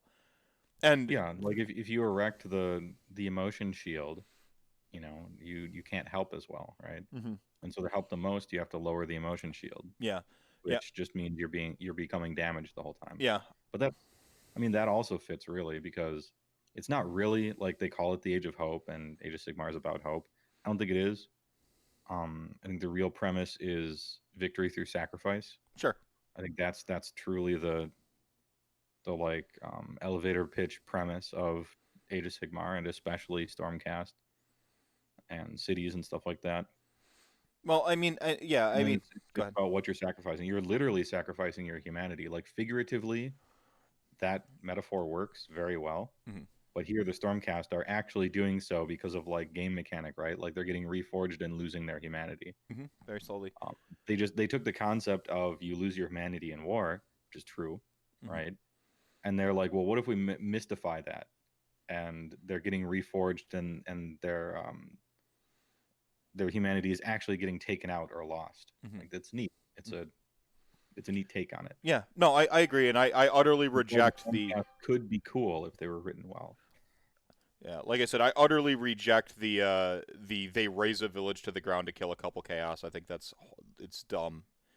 It didn't happen in my canon in my head. Get that crap out of here. The Hammers of Sigmar would not stoop to such means. Hallowed Knights are. I Well, keep they were saying that Hallowed first Knights. wave. It's the Any first wave. I know what any you're talking about. lorelets in chat, like it might not be the Hallowed Knights. It might be some other subfaction of them. I can't keep them straight. I'm sorry, It's that but the oldest first wave, the George of the George Washingtons and Joan of Arcs. It's that first wave that that's had the to Hammers be of Sigmar. the Yeah, yeah. It's those ones, right? Like those are the good guys. No, those are uh, not the raising the cities ones. The oldest ones are the most heroic and untainted. oh, They're they're like the oldest ones of those are have the least humanity, but not like evil. Like they can hardly remember their names and stuff, and they're like fighting automatons. The Hallowed Knights are famous for being dickheads, basically. It might have been Anvils of the Helden Hammer. I keep saying Hallowed Knights, but I need to look it up. Was it Anvils of the Helden Hammer that are famous for being dickheads? yeah. One of them are famous for being dickheads. They're the ones in Anvil Guard. Those ones are the ones that are famous for being dickheads because Oh, okay. they were the lightning bolt basically thrown down into the thick of the most brutal chaos contamination that had to just like they were like they were like Marv from like they were made of Marvs from Sin City and like Hector and like and like all the like heroes, the comedian, like all the kind of douchey heroes that need to Yeah, be extremists. the quote unquote anti-hero that does bad things to bad people, and you as an Right. audience Yeah, they were like those ones. justify their actions somehow, so you give them enemies so despicable that it feels okay. Yeah, they were those ones. And IDK 2 even it's like they kind of try to mostly kill the bad guys and steal mostly the bad guys' souls. What they're doing is still bad, because we're talking about moral relativity, right? Like what they're doing is still bad in a if you look at morality as a fixed point, good bad, because stealing souls is probably just bad, but they're doing it to, so they tend to like Order is not good guys. This is say this over and over and over and over again, but like they are the tend to be the gooder ones because like I don't know, like you could be like Death is actually more orderly and Nagash, like if Nagash wins, Chaos can't win. And then you have to step back 1 second and be like, yeah, by killing all humans and stripping all free will from the world and like genocide usually very evil. Like so like that's just like a I like to like ham it up and be like Age of Sigmar bad guy, but really like some of the moral relevance takes in Age of Sigmar, it's like get out of here. Like this is, you know, like go read All Star Superman. I'll wait and then come back and be like, see, this is like a story about like what it means to be good and self-sacrifice. Those are my Stormcasts. They're All Star Superman, not people early on thinking that they were just Space Marines and writing them like Space Marines. Like, get out of here. I don't want your stupid Space It's Marine like that famous stories in my quote. game. I can't remember who it was. It's a famous quote from Science Man. I can't remember which one. He said, "We have a 100% surefire cure for cancer, and we have for a long time. If you burn the cancer with fire, you will cure, you will destroy that cancer. We could just light people on fire, and their cancer would be gone. They would die, and so that's a bad solution to the problem. Hmm. But we have a great solution to cancer. It's just that you actually have to care about other stuff than just that one thing." Right. We have to come up with a good solution to it. And I believe it was Knights Excelsior. Now that I've looked it up a little bit, I believe it was Knights Excelsior that were that subfaction. It's the greater good paradox. Yeah, or the trolley. Sam, speaking of the trolley problem, Sam, the We're getting into philosophy psychology. Here we the go. philosophy graduate. Like, uh, uh, talk about some get some philosophy here in our Warhammer chat. Like some utilitarian versus deontological ethics and that kind of thing. Yeah. Yeah, the ogre trolley problem. You know, there's a one runaway trolley, and it's going to hit one person. You can pull a lever and hit 5 people, or you could charge the train, derail it, and then eat all 6 people. I like Doctor Darkmatch. We could be friends here, Doctor Darkmatch. Nagash is Ultron. Yes, it's great. Like people hate like crap on the Age of Ultron movie more than the other. Like everyone forgets that movie is even in the MCU. I like it for one reason and one reason alone. Ultron spends one day on the internet and decides the only logical solution to humanity is to destroy them. And I'm like, yep. Yeah, there's no real counter argument. You just have to stop him. That's all. Yeah. Yep. Like it's just there's like one day on the internet decides humanity's not worth it. Like amazing. Yeah. I love like that was it's like that. It's like that comic where the guy's in the courtroom and he's like, "Your Honor, my defendant could not have murdered, Dr. So-and-so in cold blood. You see here, I have a printout of his internet history from that very night." If we could just read it to the court, and the defendant like leans towards the mic, I'll just plead guilty. I'll take the murder charge. Just get as far as /B and yeah. No. Ultron made it to B-Chan. Like, ugh. Yeah, he went to /B, he went to /Pol, and he's like, it doesn't matter what else is on the internet. This must be cleansed. It's okay if we're in an empty universe that has no sense of self or ability to judge. It's okay. That is superior to this existence. Oh man. That's funny. That's good stuff. Okay, wow. Soul Blight. Yeah, massive tangent later. Oh man, that's so good. The chat will eventually learn that we serpentine through the this is through the topics when Heywoah was on the Rantcast. Yeah, serpentine. Meander. It's a scenic route. Right. Anyway, we got skeletons that have armor. This seems a little more graveguardy, at least from the armor, not weapons, right? They said skeleton warriors. So that was my next lead-in was, but they said skeleton warrior, not graveguard. Mm-hmm. And we have zombies that aren't embarrassing to run. So what happens to graveguard? Long question short. Our graveguard the new chaos chosen of STD? I mean, that's chaos chosen being supposedly offensive, tiny, awful ancient sculpts that aren't any good at all and nobody plays. I think we get new graveguard too. They might not be called graveguard. They might be called bloodguard or Ulfen, watch or whatever. Grave charge. Yeah. They're not maybe like conceivably you have zombies are the anvil and skeleton warriors are the hammer. If we're boiling it down, like conceivably that could be the case. Could be. Like they could actually be like maybe they're I think we might. The thing is like getting graveguard. These sculpts are awesome. Like this is like the rattled up armor, the striking poses. My favorite is by far a spear, like the spear dude.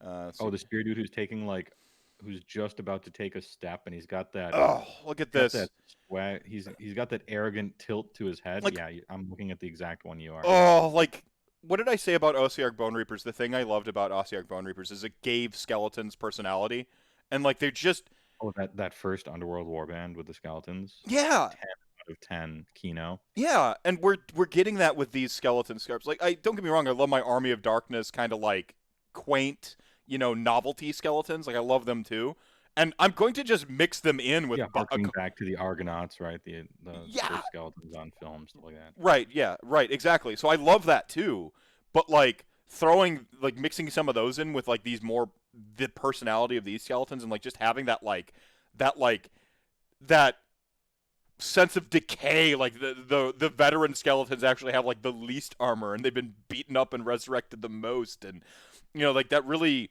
tells a story. They're so awesome. Also, go left one turn on that page, and you'll see. Oh, I meant go right. The flag bearer. Okay. We'll see the second best skeleton. The flag bearer who's doing the electric slide. He's having a little fun with it. Yeah. he's on the walk. He's on the catwalk even, like strike the pose, like snap the photo. Yeah. Yeah, skeletons. Hopefully they just make them skeletons with hand weapons. Like they don't even distinguish between like spears and blah. Like they can just be 1-inch, 25 mil. Skeletons attack with an assortment of rusty blades and weapons. Yeah, exactly. Yep. Skeletons attack with weapons. Like, don't care. I don't think they need that granularity, and I think it encourages, especially undead players, to just really, really model what they want. I'm expecting the Diggers call here. This is my on-call week. We're finishing it up today, everybody.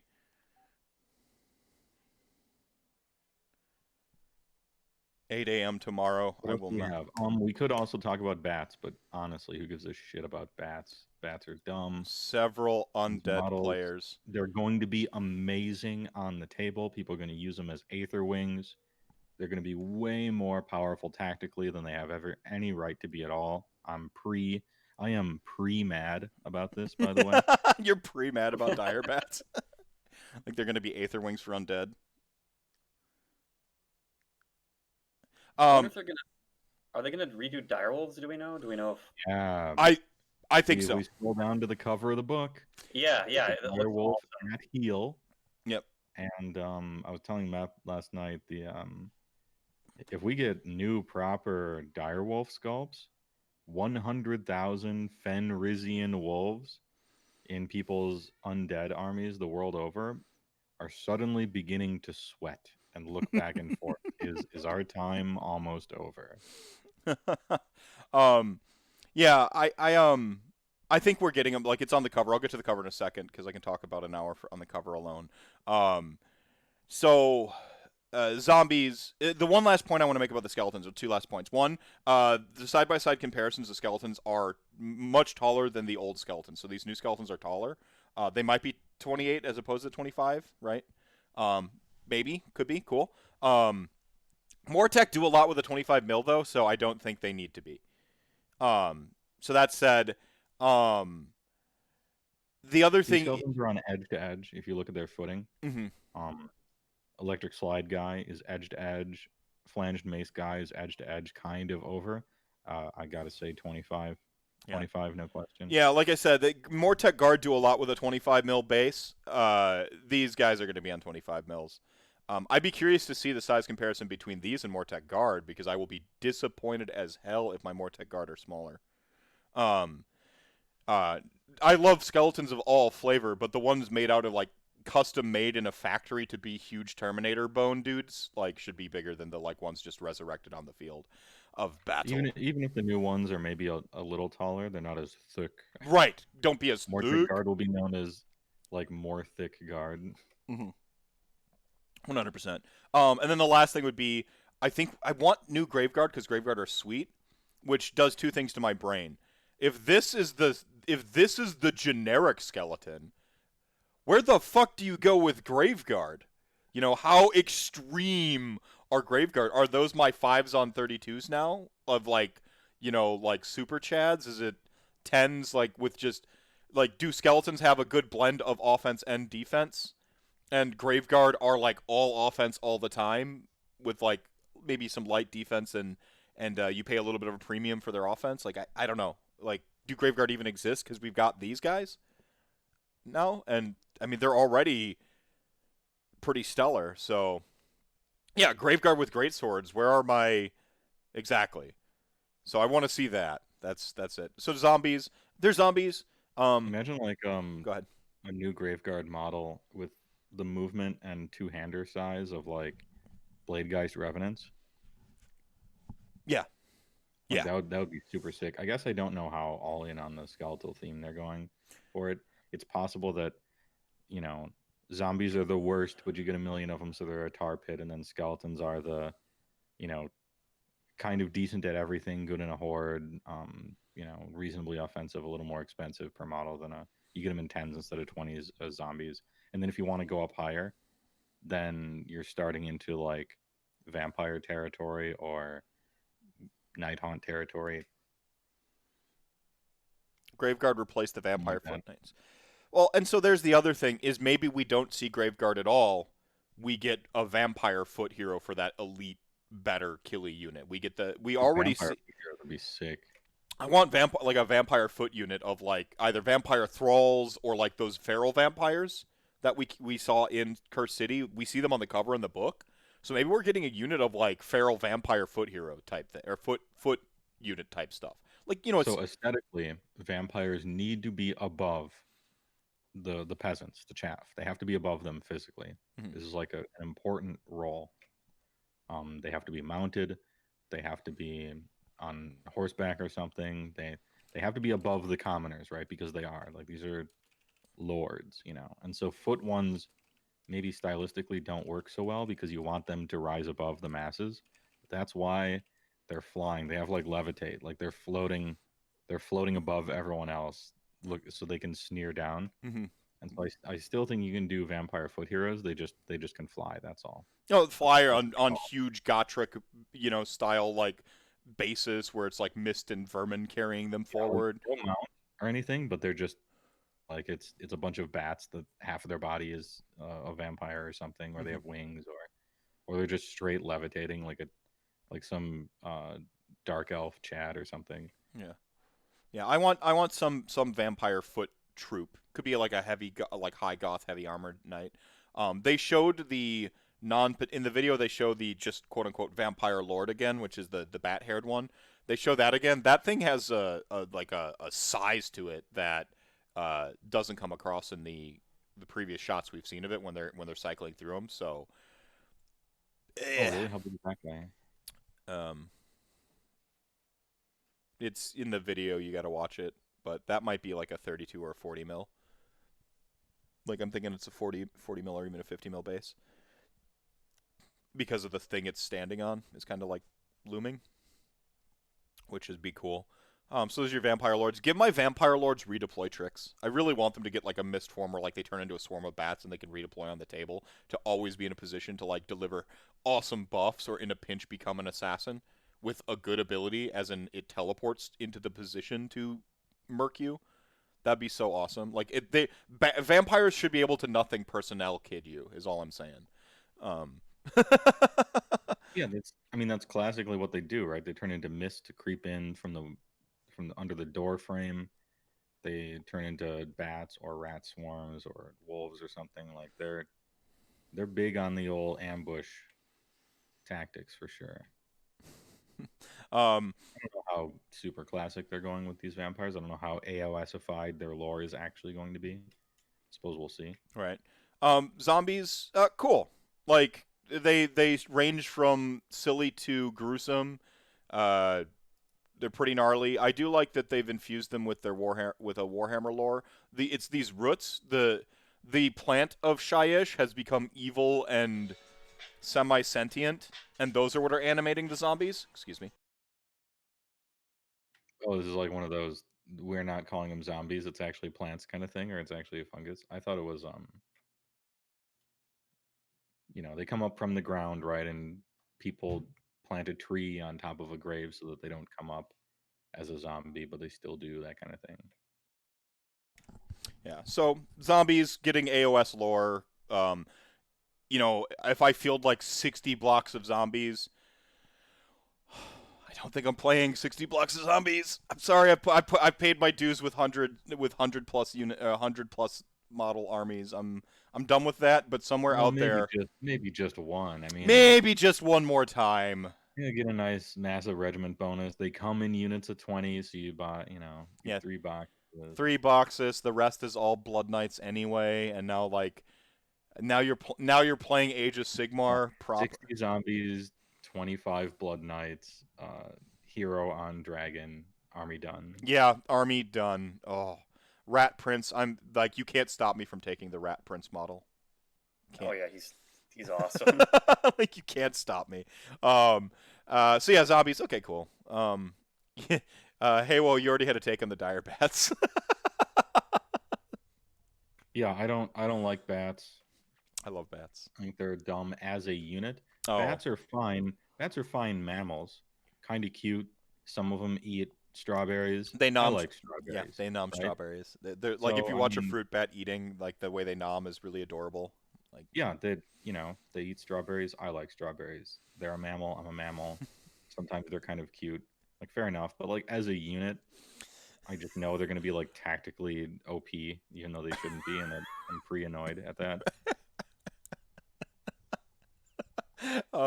for the VC Like, players. should I run like awesome looking, armored troops and stuff for my army and make it look like? No, actually, you should just run fucking birds because they have this anti-charge thing, and it's just you could play 20 guys, that look like what your army is supposed to, or just some birds, allying some fucking birds to your Cities of Sigmar army because Aether Wings have rules that are just good against charges. Oh, cool, yeah, birds.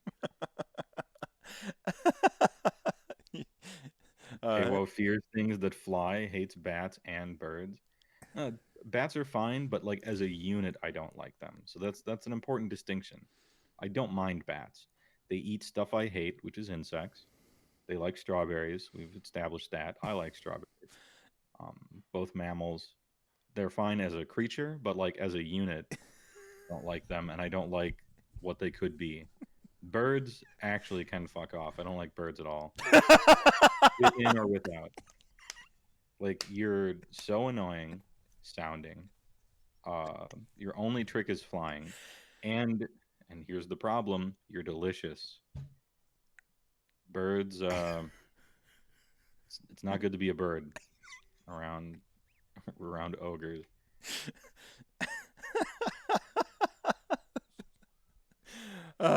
Hitchcock was warning us about AOS. Yeah, and it was Hitchcock's worst movie. Take chain gun over here. Some Norwegian dude says bats, the new eels, would be the worst timeline. Yes, it would. Yes, like, it would. like, Well, I mean, it would be the same. I've heard this story already. It'd be a rerun.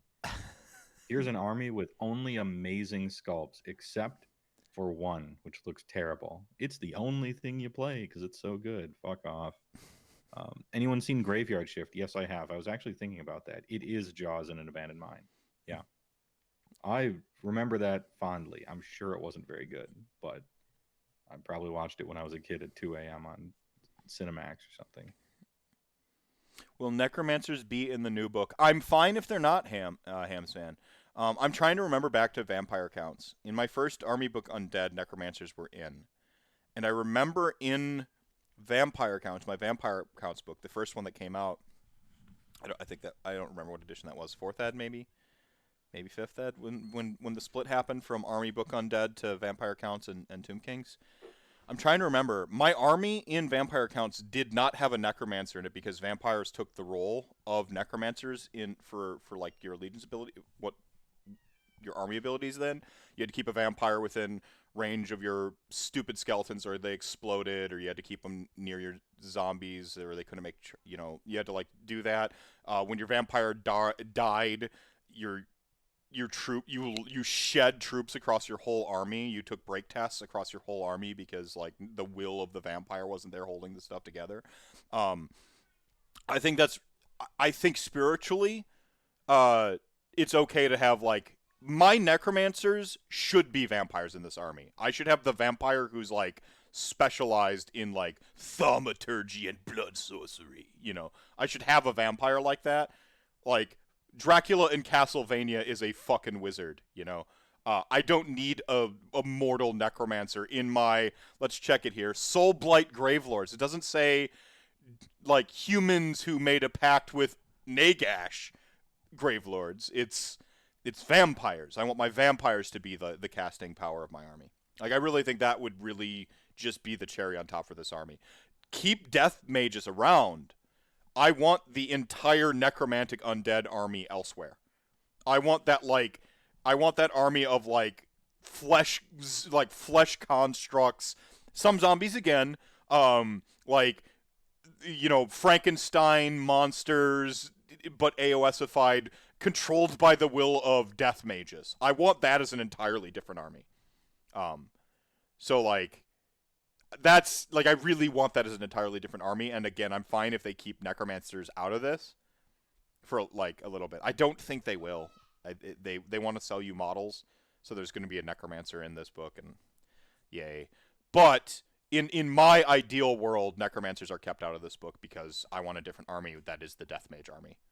And the death mage army is like death mages that are flesh sculptors and like using necromantic sorcery to pull, twist and pull forms together and make just the craziest shit. With an army like that, I was talking to AOS Coach about this, it just prints money because every model in the entire game of Age of Sigmar becomes a model for that army. You have a crazy centerpiece corpse cart thing in there. Oh, I think that this Stonehorn could be a cool corpse cart if I just make it all ghouly and green stuff over some fur and paint it all putrid and shit. That would be awesome. I want my undead army to be undead stuff. The mortals, the death mages get their own book later. I want this to be vampire focused. I want my vampires to be my spellcasters. The end of my hot take, I guess. So if necromancers aren't in the army, is Soulblight not going to replace LON? I mean, that's a huge question about what's going to happen with LON. Nobody knows, right? But what's your ideal picture? Soulblight Gravelords comes out, and then something happens. It doesn't have to be a Legions of Nagash 2 Battletome, because that might not even be the best outcome. What happens with LON and death in your ideal scenario? Or conversely, what's the worst outcome? Whichever one's easier to answer. And I'll give this to both of you. So Eat the Onion Please says that's just Clan Molder ? And it's awesome. You're right. So what? I want my undead version of that. Step on toes a little bit. I'll interject here because Nurgle exists, and so does Pestilence. Yeah. It's okay to do just about the same thing if enough things are changed. Daughters of Cain exists, and Khorne still exists for some reason. But, you can just do the same thing just about, but be different enough, and that's okay. Yeah, so I think a Death Mage Clan Molder thing with zombies instead. Oh, yeah. Yeah. Anyway. I think this goes back to my... I'll let Sam answer after I do, because my thoughts are coming together here. I think I go back to my take about make it specific. In an ideal world, this does replace LON a little bit in that we are a super thin GA when you really think about it as death. LON is just a GA book with duct tape. You can even see the duct tape and the rivets holding together the semblance of our old stuff the way Cities of Sigmar does for Order, except Cities of Sigmar is just one book of 30 in Order. And you have it's a book of 58 war scrolls that they gave some sort of allegiance ability and one keyword to, and then you just look at all 58 of those war scrolls and pick the 2.5 good ones and play with those, and the rest are just never ever worth it. Yeah, and then it's a holding pen. It's a souped up holding pen. Yeah, and LON is that holding pen, and I don't want that anymore. As we're going into our 3rd edition of Age of Sigmar, I want Age of Sigmar armies, especially for a GA that's pretty thin already. We got our spooky ghosts. With LON dying, Night Hunt gets to be better is one of the things that I think people need to understand. Like, if okay, Nagash just has a rule like Gotrek. Nagash can go in any death battle tome ever. Like we in Broken Realms Techless, they print a new Nagash War Scroll like they did Marathi and all that. We just get a brand new Nagash War Scroll, and it just says this is the valid one until a newer one is printed. You know, Games Workshop rules, whatever. You can play it in any of the death stuff. He gains the keywords of whatever that death book is. Like, cool. Like that's what fine. That's where Nagash should actually sit. He shouldn't like. We understand via the narrative plenty well that death is about Nagash trying to like scheme and do stuff. The same way we understand that Age of Sigmar is about Sigmar trying to fight back all these horrible things. You know, you don't. So you think Nagash should be Archaon of death? Yes. Where he's this thing that people play in pretty much every different Chaos army if they want. And sometimes he's really good competitively in there, and sometimes he's not the best competitively in there. But the point is, when he rolls up, whatever the fuck army it is, he's in charge. Right. And yeah, there is a Slaves to Darkness battle tome, but it's a little more complicated than that, you know. Anyway. Yeah, I think Nagash is Archaon. He just has all the keywords. He shows up at any of the allegiances when he deems. He sends one of his avatars, like this particular battle. We do that. I think that's perfect. Maybe the exception of Feck, yeah, that's fine. Like maybe he doesn't go into Flesh Eater Courts because it's not super sensical that he does. Even though he can cast their endless spells, they specifically make the exception that Nagash can cast them. But of course he should because he invented death magic. So I don't think that necessarily goes counter to your point, B. Timmy. I just think it's an important caveat to point out that like he controls death magic. So like maybe it makes sense. Like he can still cast the Flesh Eater Core spells, but like he doesn't necessarily go with flesh. Fine, I'm fine with that. Make him Archaon for death and rip the Band-Aid off. LON. I feel really bad because I did an LON show last October, and like I had fans of LON specifically wishing that Soulblight. We were already talking about this. They specifically wished the LON wouldn't go away. Very specifically didn't want LON to go away. And I honor their opinion. I respect it. But I think LON does need to go away. Just, you can have the spiritual successor of some of the stuff we liked about LON, which was like Legion of Knights ambush tricks. You can have some of that stuff, and I think if Soulblight Gravelords is a good battle tome, people are going to forget that LON existed as a book. It's just going to be gone. It's just going to be one little blip on a much longer lineage of gameplay. And it's okay to have something be important in its time and remember it fondly, but then move on from that. We don't need to like change happens, man. Change is inevitable. It's better for the game if LON goes away. Again, Nighthaunt gets to be better. And giving something a specific identity is better for finding your audience, as Heywoah's poll at the very, very the second hour, of the show. Everyone missed the first hour. At the beginning of it suggested, by saying this is the vampire book about vampires, with featuring stuff that like vampire counts had, that's going to pay homage to like some of the old beards that like, oh man, I love vampire counts. I just want my vampire counts army again. You pay a nod to that. Yeah, you get your skeletons and your zombies back. You have your blood knights. That's the heart of your army. All that stuff is going to like, that's all most of the LON players wanted freaking anyway. Like, we really just wanted our vampire counts book, but then they had to do this weird GA thing with allegiances and put them in a book. It was a mess at the time.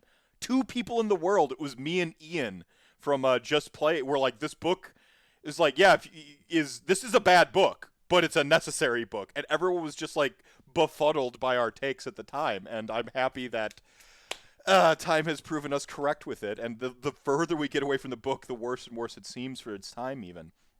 Nighthaunt gets to be better is a point. Take the Death Mage stuff out of it. You don't need to put everything death in this book. Please don't. Please don't. The game is getting bigger. I have some patience for another Death Battle Tome down the line. Save something for another Death Battle Tome down the line. Save something for 2 or 3 more down the line. Boom. What you got, Sam? All right, you're gonna have to repeat the question. Best or worst thing that happens as a consequence of this tome? Soulblight Gravelords comes out. It's a battle tome. We're not quite sure what's in it. Seems to be vampires, skeletons, and zombies, right? May or may not be a Legions of Nagash 2 battle tome, right? We may or may not be getting that. Not sure. What's the ideal place for pretty much LON for the most part, and to a lesser degree like Night Haunt and Soulblight Gravelords, depending on what that is. Like, what's your ideal position for that moving forward? Like, how do they handle it? I guess. Firstly, what's the worst way they could handle it if you can't think of that one? Well, I I kind of had the thought that maybe they could make like Andrew was saying, like they have like specific channels of things, and I don't know if they're gonna make it into this book because Neferata and Manfred. Manfred. I don't know if they're gonna make it in this book or get new models. I mean, I doubt it, but it would be interesting to see if they had Mortarks of each, like a Mortark book. Like you got the Arcot. Mortark of Night Haunt. You got the Mortark of Ossiarch Bone Reapers, and they each have their own like special thing, instead of just like one messy Legions of Nagash book. Like I think Legions of Nagash should go away too. Like Andrew was saying, it was good for its time. You could do a lot of things with it, but it was very much, you know, a stopgap measure. Yeah. So I guess the worst thing that could happen is they try to do it again. Yeah, the worst thing they do is just literal LON2 after Yeah. the Blight Gravelords, and it's the same like stealing Night Haunt units to make them better than in the Night Haunt army, and 6 different leaders are fighting over the same 3 units that are the only good ones in the book, and maybe they rewrite Nagash's War Scroll a year later so he doesn't work with the original rules very well and just like leave it to languish. Yeah, like they actually get like the LN players get what they wish for, except it's like Maw Tribes or the second Sylvaneth book. Yeah. I was like, well, there were a lot of complaints with Endless Legions 2 years ago, so we got to make that bad now. Way past the time where it ever even remotely matters. Yeah. Well, someone complained about Thunder Tusks 2.5 years ago, so those have to suck in the new book. Or nobody liked Wildwoods, so instead of solving the problem, we'll just make them awful. Yeah. Man, that Slanesh book was probably a little. So here's the new one. Enjoy. Yeah, I like Sam's point. The worst thing they could do is just actually this is LON 2.0. Yeah. It Yeah, does raise not this book necessarily, but maybe this book, and then there's just a Legions of Nagash 2 that comes out or something. Who knows? But yeah, push that stuff into its own lane a little bit. You can always GA. I like separation. I think both of you guys are right on the separation thing. It's kind of elegant, I suppose, that each of the Mortarks has their own like battle tome book or something like that. Like that feels kind of elegant to me. But I think it's falling into a little bit of the trap of cycles from Magic the Gathering. I don't know how many MTG players are in chat, but you know what the problem of cycles, that Mark Rosewater is kind of obsessed with the problem of cycles, at least a little bit. He's written about it a few times. I mean, you got to mention what And cycles players are mostly too. don't care about this stuff, but a cycle is like a cycle of cards. So you have a legendary land that does something cool. It taps for a blue for every artifact you control. Players love this card. It's way overpowered, right? So then you make a white one, and that one taps for every enchantment you control. Oh, and that's cool. You build a specific deck, whatever. And then you make a green one, and it taps for every creature, and players like this one, and it's way too powerful and everything. And then you have a black one, and I guess it has to tap for every creature in your graveyard. And then you make a red one, and I guess it has to tap for every, I don't know, instant and sorcery in your graveyard or something.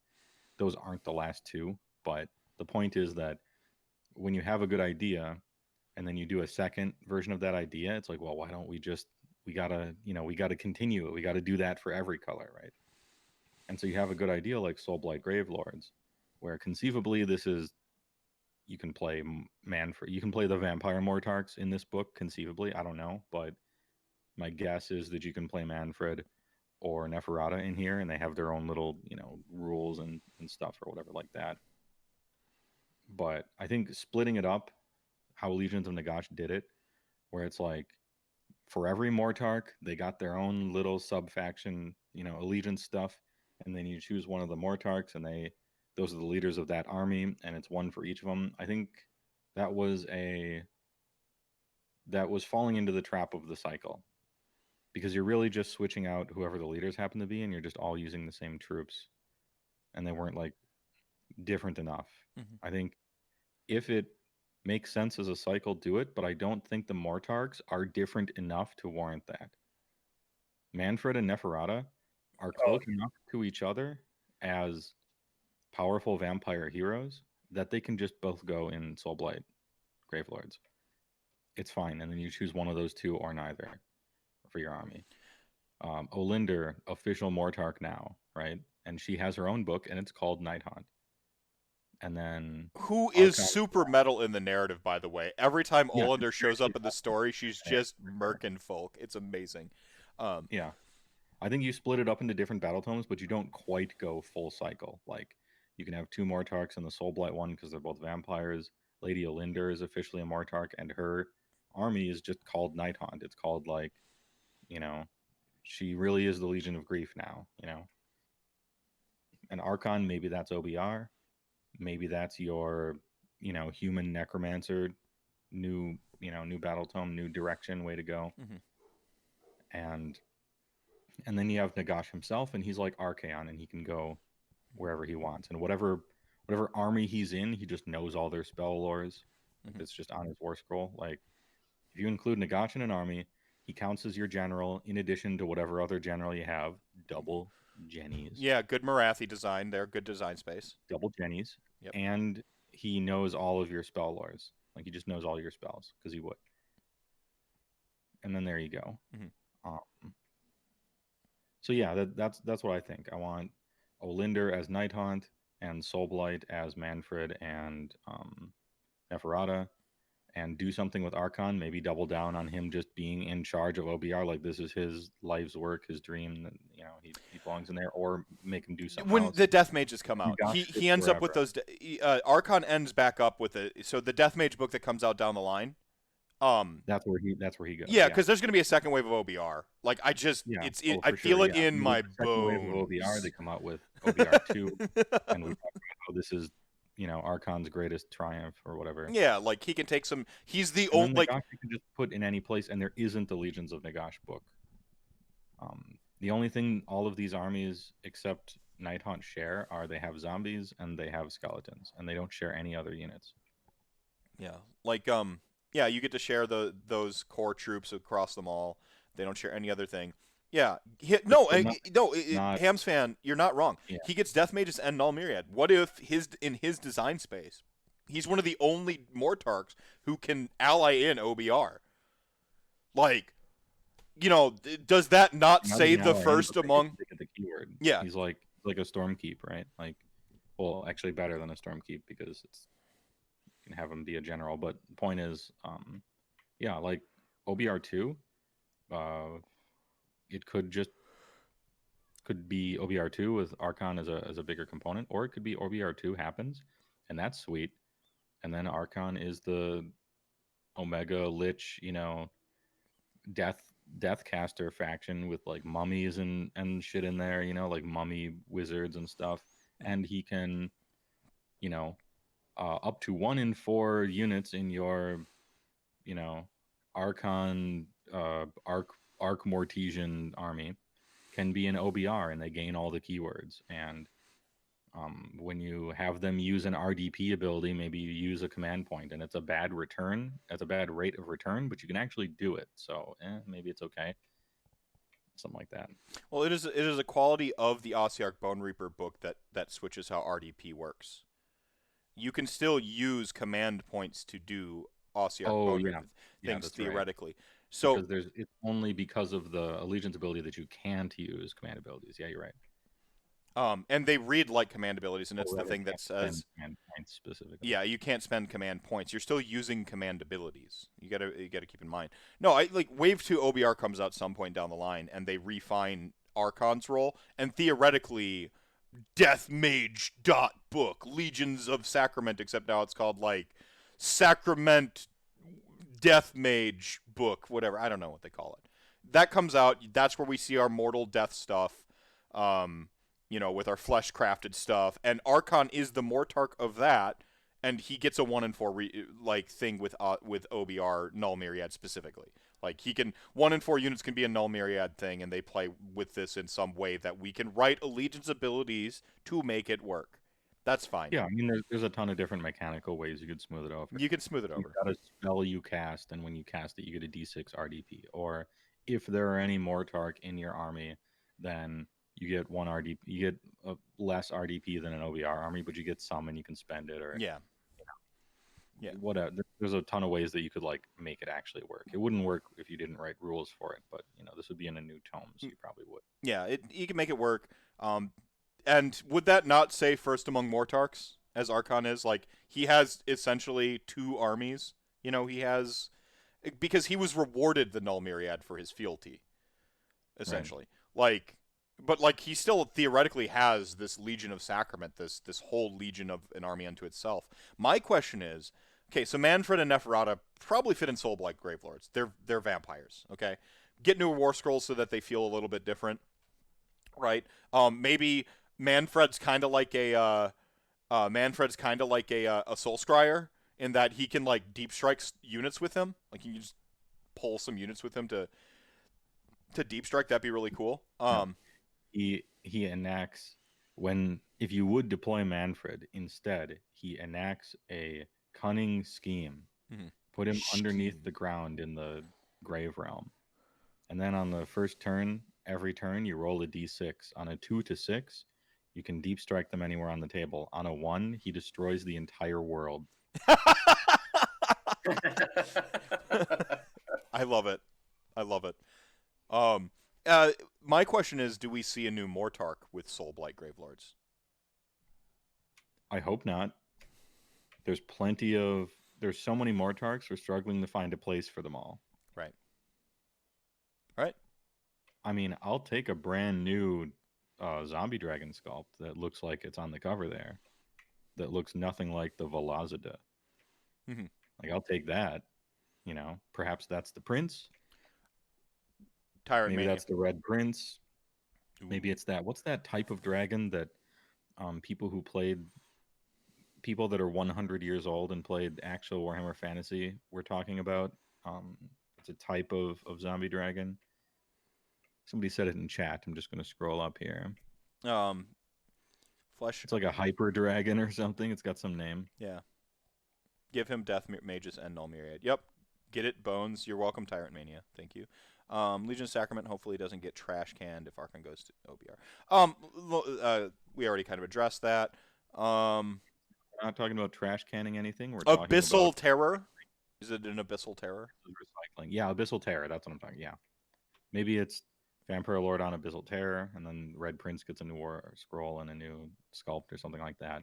Mm-hmm. But normally GW art stays incredibly faithful to the model, and that dragon on the cover looks nothing like the spindly Velocida or Terrorgeist that has bat-like features. That looks like a proper, like, thick, look at those quads. That looks like a proper, like, D&D dragon who did not skip leg day or apparently neck day. Like, this dragon's doing shrugs with 400-pound bars on his shoulders. It's got the thing on its forehead and just screaming and lifting its neck up. Like, why do you need to work out your neck? Apparently, this dragon knows for swallow hole mechanics. Doesn't suck. Got him. Dread Abyssal or a Blood Dragon, like whatever. Call it something. It is a new dragon. It is not a zombie dragon. It is a swole dragon. Like, I don't care what you call it. Like wyvern, whatever. I want just have the guy who made Catacross and Glutos just get on this shit. Yeah, apparently that dude's good at making big. Yeah, he's good at making big centerpieces. Keep him on that. Yeah, keep him making big centerpieces. Apparently, he's really good at making dioramas, so maybe that's not playing to his strengths with a dragon. But you know what? I'd be willing to see what he's got in the concept drawer. Yeah. I know dragon model is a territory that is well traveled, right? Yeah. Forever. But I have confidence that their sculptors can rise to the task for sure. It was something that somebody asked me on a stream. I don't know if I was a guest on someone's stream or not, but they're like, "Do you think Age of Sigmar what do you want for like a new army? You know, out of that question that everybody asks, where it's like, if there was a brand new, totally new, never be seen for before army in Age of Sigmar, what would it be? And you, as a host or a streamer or something, have no Oscar way Clone to answer Reapers. that Sorry. in a good way. You know, like, oh, shall I just invent some brand new thing to put in Games Workshop's IP? Like, it's kind of a lose lose like question to answer. But my answer was Age of Sigmar needs more dragons. I agree. I don't care about anything, any specifics, who gets it, whatever. This game needs more dragons. It's got like drakes and wyverns and complete spheres of cabbage and spindly, goofy zombie terrorgeist stuff that I'm personally not a big fan of, but I know a lot of people are. I want real dragons and a lot of them. Mm-hmm. Yeah, more level dragons. Yeah. Except maybe cooler looking and cheaper. Yeah. I need more dragons. I want my blood dragon. Her, like, I do it. Just give me what I want. Redman is very correct. We do need more cannons. I agree. Mhm. But then again, if I was in charge of Age of Sigmar, things would change around here. You know, Greywater Fastness would have dragons with cannons. Vote Heywoah to get hired. Yeah. Some Norwegian dude asked, "Did I read the new Manfred story?" I did not. I'll check it out. I don't like Manfred, but everyone's like, you should read this Manfred story. You have finally tipped the scales. Like on the abacus, I have now balanced out to read as opposed to not read. I've now had enough recommendations from people to overcome my own trepidation and dislike of Manfred stories. Hire that man. Like he just goes into like the board meeting with like just a dossier. Yeah, sign up. Dragons with cannons. Brilliant. What about an actual? Speaking of an allegiance, new allegiance. What about an allegiance that is dragons? Like actual. Like we've gotten close to that sun before with I don't with want Flesh Eater Courts. I know Okay. this is controversial, but I don't care how many votes I lose. Apparently, I'm campaigning now, but I don't want it. I don't want a dragon faction because a dragon faction, it doesn't necessitate, but the go-to like easy idea for that is, well, you have a big dragon and that's the leader, and then you have the slightly smaller leaders that aren't quite dragons. They're like half and half between a dragon and something, and then you have like quadruped dragons that are a little smaller than those, and then you have like dragon foot troops that are mostly just people with draconic features, and then you have kobolds, right? You have like all of the different species of dragon, and only the dragon is cool. Everything else is like kind of the low effort, like it just gets worse and worse. Like you're just looking at like, and the best army isn't going to have the dragon in it. It's going to be spamming the kobolds. You know it, I know it. You got to think about the end result, right? You got to go big picture and small picture. You have to keep both in mind. I like it. No, you're not wrong. It's like a dragon supported by a bunch of yeah, a dragon supported by a bunch of freaking blood knights who are vampires. Way cooler than like how much can we dilute how sweet a dragon is? Just like how about you don't? How about you don't? Build a delicious sundae and then put a big dragon cherry on top. Don't make every single part of it be cherry. Mm-hmm. You know, you're gonna OC. You're gonna over cherry. How old will I get until I stop using that "I'm gonna get you suckers" fucking reference from 1995? I don't know. Someone in chat. There's 21 people watching. Please tell me someone is old enough to have seen that movie. I've talked with you enough to use the same like euphemism at this point. I don't even think I've seen the movie. Oh man. So cover. This is my favorite cover. I led the rant with it. I love this cover. I love this Vampire Lord, who is just known as Vampire Lord right now. By the way, it's just a Vampire Lord. This is just the stock standard. Yeah. It was 1988. It was not in the 90s. Old confirmed. Um, like I love this model. When I saw it, I was in love even with the potato cam photo. We've got the dragon here. This is clearly of it's the you've even seen the cross lance that our current Vlazda has.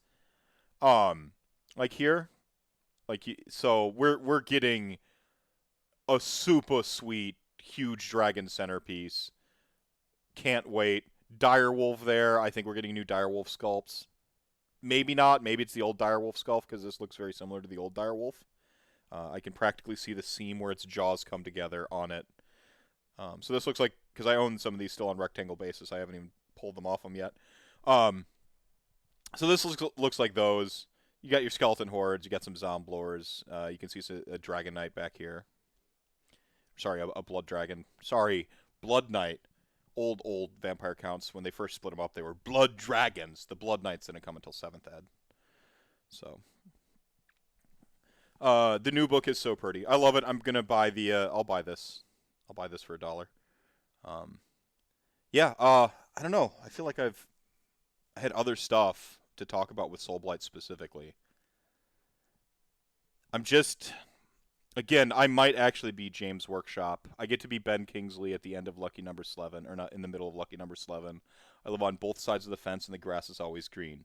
Like I'm dual wielding skeletons in one fist and vampires in the other, and it's like a homecoming for me. It's I started out. Go ahead. I'm a conscientious observer. I'm a disinterested party, not an uninterested party, but a disinterested party. I don't have a horse in this race. I'm just pleased at what's happening.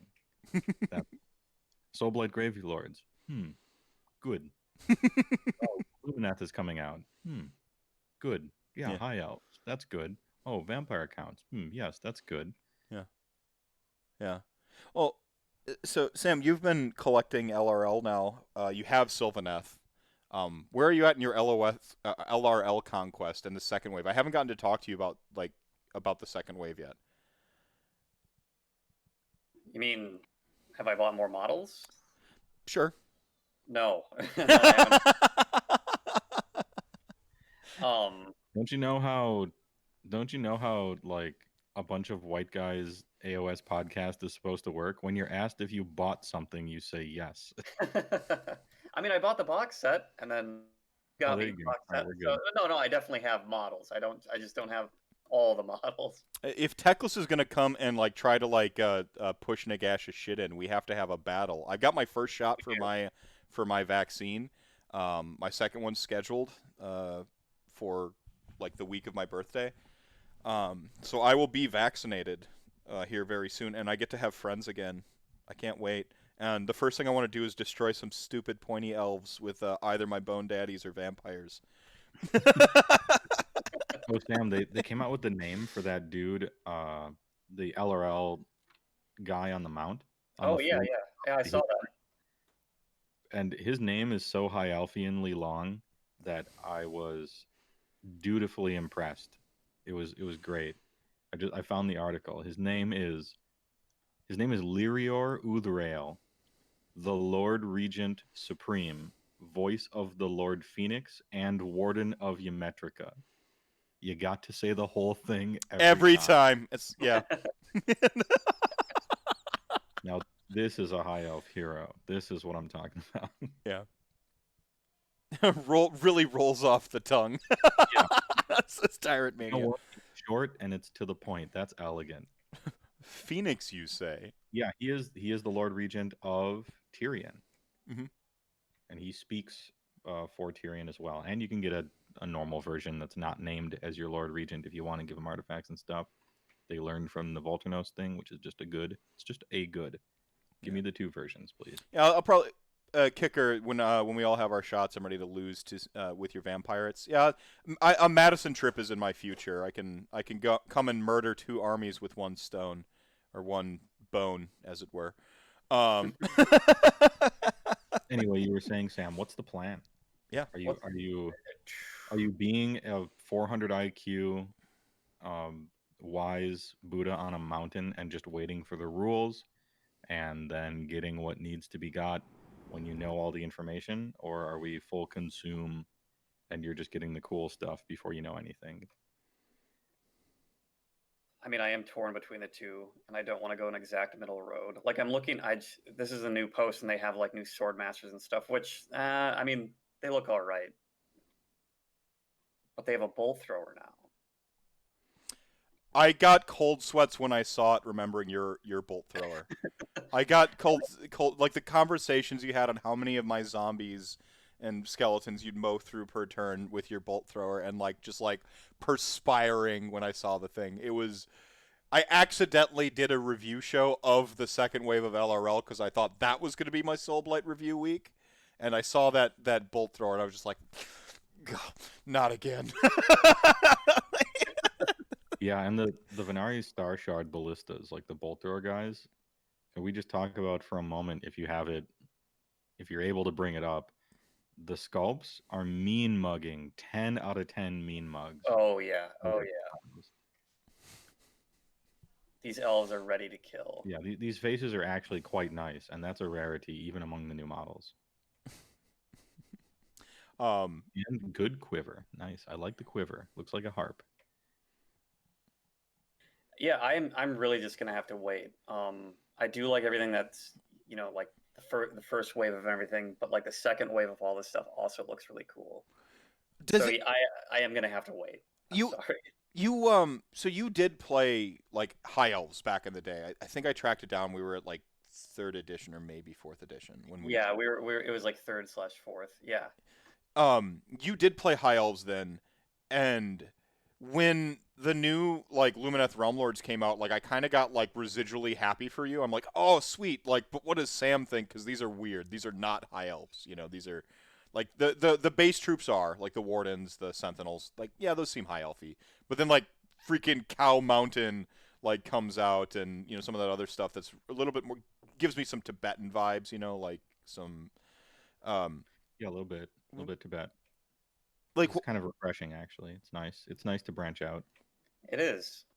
yeah. It is. Yeah, I'm not a hardcore traditionalist like a lot of people who are like, oh, these are so ugly, and Well, you're not a textualist or a originalist. No, I'm not an originalist. Circling back Yeah. to our pre-show conversation. No, I mean I like a lot of the stuff that's going on. I do like the cow thing is a little silly, a little bit, but it doesn't like really grind my gears at all. Mhm. Elves are kind of like over the top. They always had huge helmets and stuff, and now they just did like a double helmet thing. It's ridiculous a little bit, or maybe even a lot of it. It's definitely elven, and Yeah. like people complaining about these like new mounts that are coming out that aren't horses. It's like, what do you? Have you read Age of Sigmar? Like, what? There aren't going to be just horses on every plane of existence. I'm sorry, man. Like, Yeah. yeah, branching out. I like what's going on. It's still very elven. They're like they're like Buddhist, like Tibetan guys that are like getting in touch with self mastery and all this, and I think that's all very cool. Yeah. Yeah. Are you And a little bit of anime, just a touch. Yeah, there's a little bit of like Last Airbender in there, kind of, it seems. I think that speaks to the inspiration of the people doing the sculptures now versus the people who were doing the sculptures in like the 80s and 90s. Like the 20-year cycle, right? Like usually you go on to make the art that is influenced by the art you consumed when you were younger. Like I just think we have a lot of sculptors who like it's unavoidable now. Like anime is pretty ubiquitous. It used to go from like ordering VHS off of like little like clubs, little like insular online like clubs and or like college clubs. Even like as a teenager, like that one college kid who can get you like the weird anime on like on a VHS that's got a handwritten marker fan sub on it. That's some of the first anime I ever watched. Like this is the like Toonami. You would get the VHS with a Sharpie written on it that says Akira Yes. fan dub, Yeah. fan sub in the late 80s, early 90s, and then in the 2000s you just get like spools of Divx, like a stack of burned CDs, and it would just be like an entire season of something. Yeah. And then nowadays, I guess you Crunchyroll. You just Crunchyroll some money for some questionable stuff, but all right. Yeah, because Anyway, my point is, people grew up in these eras and their art's affected by it, and it really shows, I think, how Age of Sigmar specifically, it seems much more than 40K. They're allowing their sculptors to just do whatever the fuck they want, and 8 out of 10 times it's awesome, and sometimes okay, it goes a little too far, but I'll take those. I'll take the like double helmet guys, Mhm. or maybe like kangaroo cavalry or a double decker 6-armed turtle or something. Like I'll take going a little too far, like balloon boys, if it means that actually every single other thing in Lumineth looks totally amazing. Actually, I think they've hit their stride from the rocky start of AOS yeah, with like Fire Slayers and the first wave Stormcast, and you're like, I don't know about this. They're just kind of taking one unit like Black Orcs from Warhammer Fantasy and then just saying, well, that's Iron Jaws now. That one unit is just a whole army. Same with the Slayer from Fire Slayers. yeah.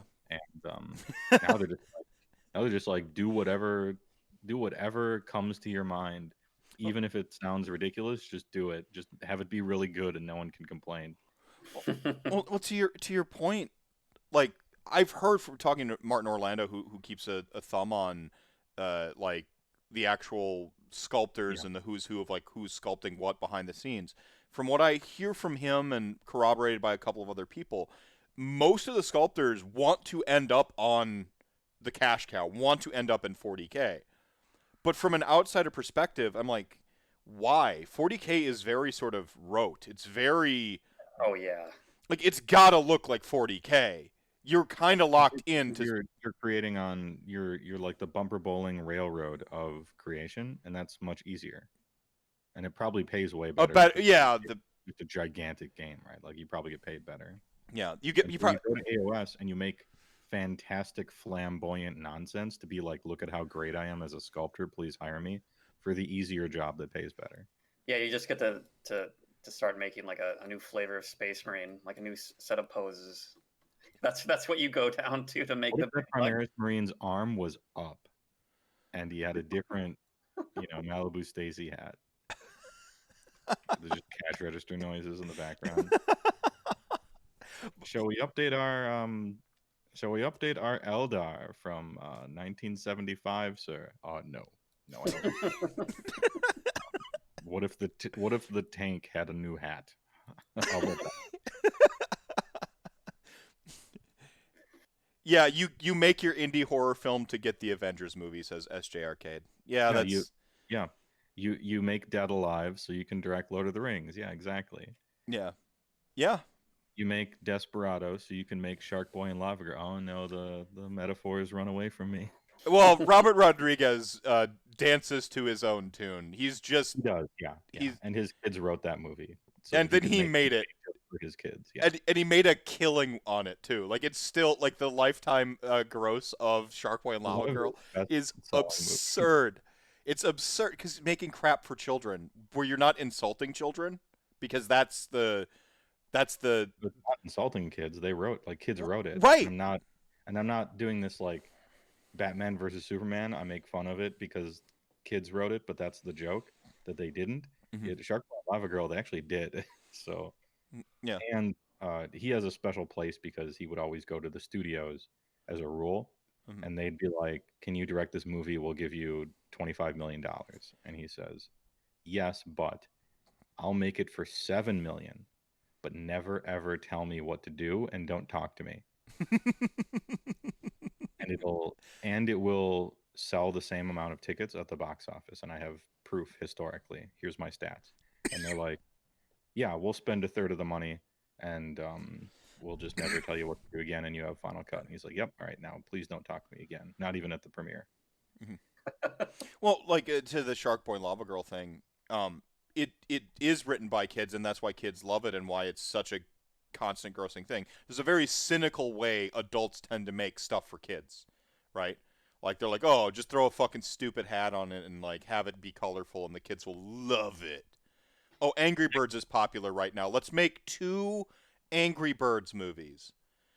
Yeah, because they're really just concerned about money. Yeah, but but Actually, it was hey, Angry Birds was popular long enough ago for this not to be worth it. Let's make a movie. Oh, man. But yeah, so they two. It's fucking two. There's two of them now. Oh god. I only know this because I'm a parent. But the Shark Boy and Lava Girl, he just made a freaking sequel, like to it, like a billion years later, and actual Lava Girl is in it as an adult, and I'm like, she looks like she got put in the Roald Dahl like taffy pulling machine. That what is it? Jake TV or whatever gets put on to get.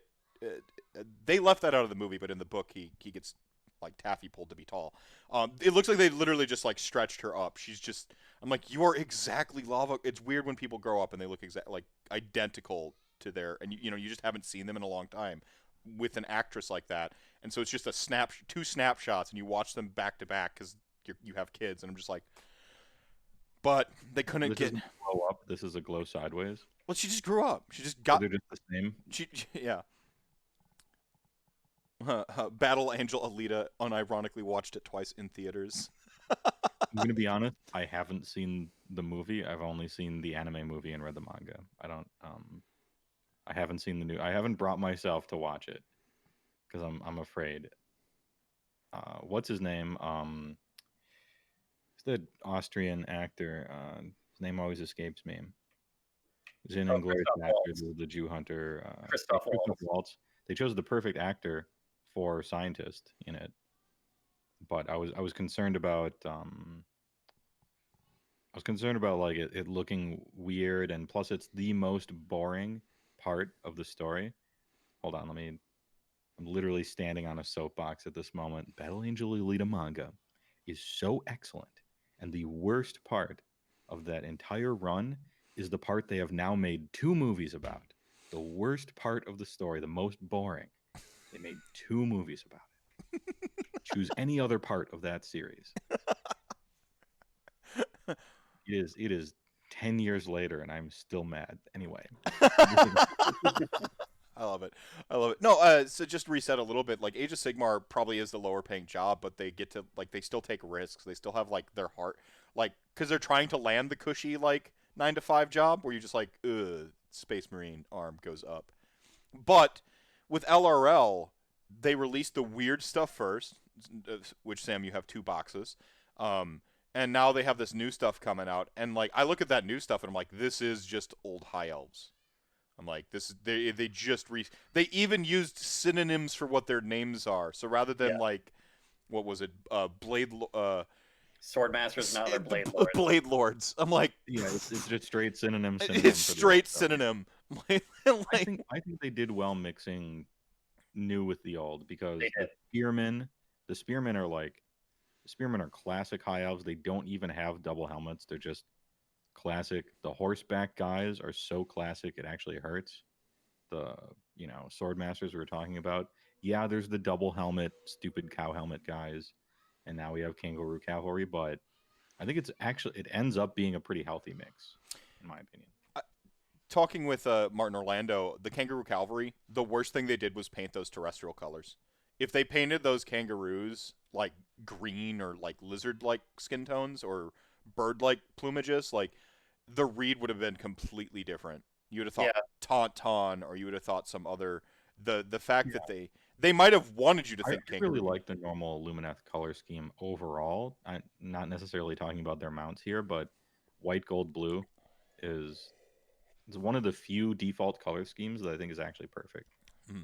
GW is great at using thesaurus.com. Or like the new Nighthaunt sculpt, they're like, we gotta have this like be a brutal ghost. What's its name? Like quick, go listen to heavy metal. What was the title? Excruciator. Yeah. just like what was your metal band in high school called? Excruciator. Okay, that's the name of this thing. Look, making fun of Games Workshop's naming conventions is a bit of a non sequitur, wouldn't you say? Planar sequiturs are Stormcast unit on foot. Yeah. Unlock the path. Invoke there. The noun verb noun verbers. Oh man. I don't know. I'm cool with it. James Cameron confirmed as a Weibo. That has been a very well documented thing in the industry. Dude made all of James Cameron's movies, especially the early 5, are actually just live action animes. Terminator Terminator 2, 2, Aliens, Aliens. The Abyss. Like he's only just made animes Oh, uh, for Western audiences, and he used to be like really super into that in a very very early kind of late 70s, mid 80s kind of thing yeah. when it wasn't cool or normal or anything like that. It's super out of the way to even like I talk about the VHSs with Sharpies in the 80s and the 90s.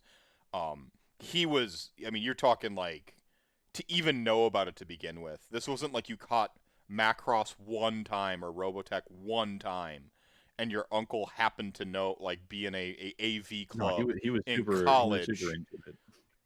In fact, Avatar was his movie that he was planning on making as a test run so that he could make Battle Angel Alita because he's been a fan since the 80s, but he life moves on and you can't do everything you want even when you're rich, right? But and also as a point of trivia, all of his movies are TNA movies. And it's something his producers won't let him do anymore is make a movie that doesn't start with T or A. Because those are successful and like the one he made that wasn't and now they're superstitious about it. And amazing. The oh my god. So like Alita, oh, I can't unknow this. Avatar, Battle Angel, that's Titanic, why it's called Battle Angel Alita, because it had to start with an A. Avatar, Titanic, True Lies, Abyss, Aliens, Terminator. Terminator. I didn't. Oh God, no. The Abyss. By the way, I actually recently got to watch it. It held up for me. I could scrutinize it, but I'm like, no, this had that feeling to it, and I realized what it was. Why? Because I watched the documentary on it, and then I had to watch the movie after watching the documentary. I'm like, the people are suffering and claustrophobic as actors, like in the scenes, because he threw them in a freaking silo filled with like over chloroformed water, blotted out the sun with the blackest tarps engineered by mankind, and like basically half drowned his cast constantly. Hey, like, you get the most realistic acting when it's not acting. how do you like it turns out, like, how do you get people to be like shaking and cold and like afraid of monsters in the abyss? You half drown them in cold water and be the monster as the director. Like, he would have broke so many Screen Actor Guild freaking contracts at this point. Like, if he did that movie now, Well, I mean, you can't get real fear out of people all, that way all anymore. great strides have been made, not because it's great now, but because it was so bad back then. I mean, how many people died on the set of Ben-Hur? Like literally just died. Nobody and nothing happened. It was. It's not good now. It is way better than it used to be. Oh yeah, like it's why a new Kubrick flick could never work because he literally harassed Shelley. He would go to prison, yeah, Like, for harassment, for pedophilia, that woman for was sexual harassment. terrified of him, like on Oh yeah. set. Like, it was like he's a horrible, but you get real fear out of people, right? Like, that's, oh yeah. So I've actually, speaking of real fear, look at that segue like a professional. I've got one of the coolest named models in the history of Age of Sigmar, Mir Kainen. Yeah, Like, what a great name, Mirkainen. yeah, Kainen's Hey, Reaper. isn't it so sad that he's going to be terrible because he's chained No, to no. some underworld's warband that can't have good rules apparently by law? Grashrak is fine. Like, he will be fine. Grashrak is just fine. He will be fine. Yeah. He's all right. Yeah, he And will. then there's Briar Queen's kind of okay, I guess. And then there's 25 other ones. Yeah. Yeah. And if he's a good hero, you're going to want him for his command ability or synergy thing on him. And then all of his extra guard are just pure bloated extra points you don't want to pay for. You don't have to pay for the guard. You get them usually with them. Right, Yeah, but they're usually zero. total cost is like, Yeah. Oh It's yeah, going to be it's like a 250 point unit that you're getting guys maybe for cheaper than you want, but you would just rather pay 100 fewer points for it. right. See, I'm I'm the doubting Thomas here, and you're going to tell me why I'm wrong. no, I think you're right, but I can dream. Like a boy has a right to dream. Yeah, no, this is the proper response. The Outlaw Star intro. A boy has a Right, right yeah, to yeah. dream. Yeah. So because he is You not can yet. dream that you win a duel by pure accident because a bullet misfires. Yeah. Yeah. Oh man, what a great anime. Meth confirmed, not a weeb, by the way. Uh, no, Samir Kynan. First off, just look at the size of this dude. Like, He is Helsing tall. yeah, like he's next to like the Mortek, more than twice the height of the Mortek. Just standing there, I'm obsessed. Give him a good allegiance, give him a good allegiance ability or buff ability, and have an absurd war scroll like Sigvald 260 model. Don't even have the warband as part of it. Like honestly, don't let his warband come with him. I want just him to be just that amazing foot hero that is in a role you don't really like, but he's aggressively costed to do that thing. So like I can be a like you just want to give me an excuse, right? This is the give me an excuse model. I've already pre-ordered it though, so like, I don't I'm even told care. he's a similar size to the forearm sword dudes. Yeah, Yeah, a similar size. yeah, he's supposed to be the same size as the stalkers, and or And Immortus SP guard. Arcade, you're sadly right. The gets one is trash, which is if you're talking about the Molag one, yeah, Yeah. Yeah. sad day. Chad Axeman. Yeah, this dude is awesome. This is everything I want in Ossiarch Bone Reaper sculpts too. He's even got like the like he's even got this skull in his forearm, and I assume that skull is sentient, and like tells his arm which men should be judged and decapitated. Like the arm is actually doing the judgment. So Oh, you're right. Daughters of Cain one. Uh, the hero has a sippy cup, and the whole thing is cheap enough, so it's actually decent. Like that's a good. it never happens that way. They always chain them together. I mean, you're right.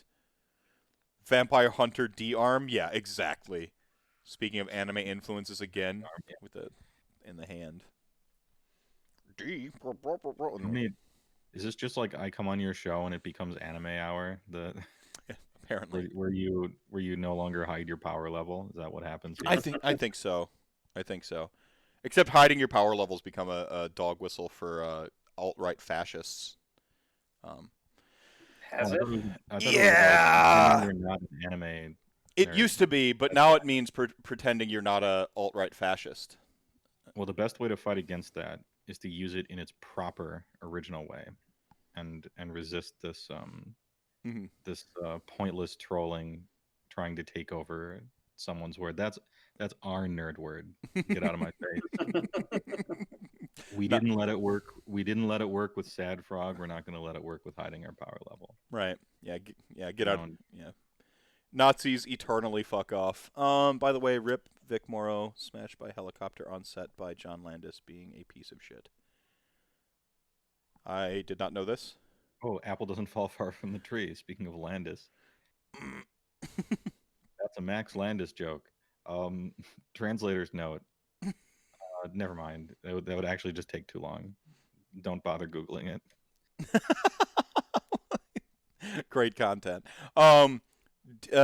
Din Mom. Man, I can't even say your name. I want to.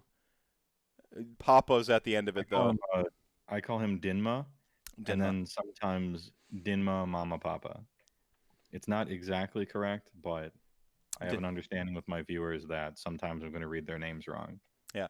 Dinma. It was not the one guy who subbed to me yesterday, and I just called it. I said thanks, long name, and just moved on. Dinmo says, I expect if Mr. Meth or Heywoah takes off their hats, it would just be gold and stand straight up. I mean, yeah, we'll go with It's like that. an SSJ Meth reference. Yeah. Yeah, we'll just go with that. You both get an A for effort. I'm like did ma'am, and I'm just like I gave up 2 syllables, and I'm just like took the parachute on this. I don't think Sam. I know your opinion on Ossiarch Bone Reapers, and you know me as a fan of death. What they haven't heard your read on OBR. Like nobody in chat gangs, heard you. What do you think about Ossiarch Bone Reapers?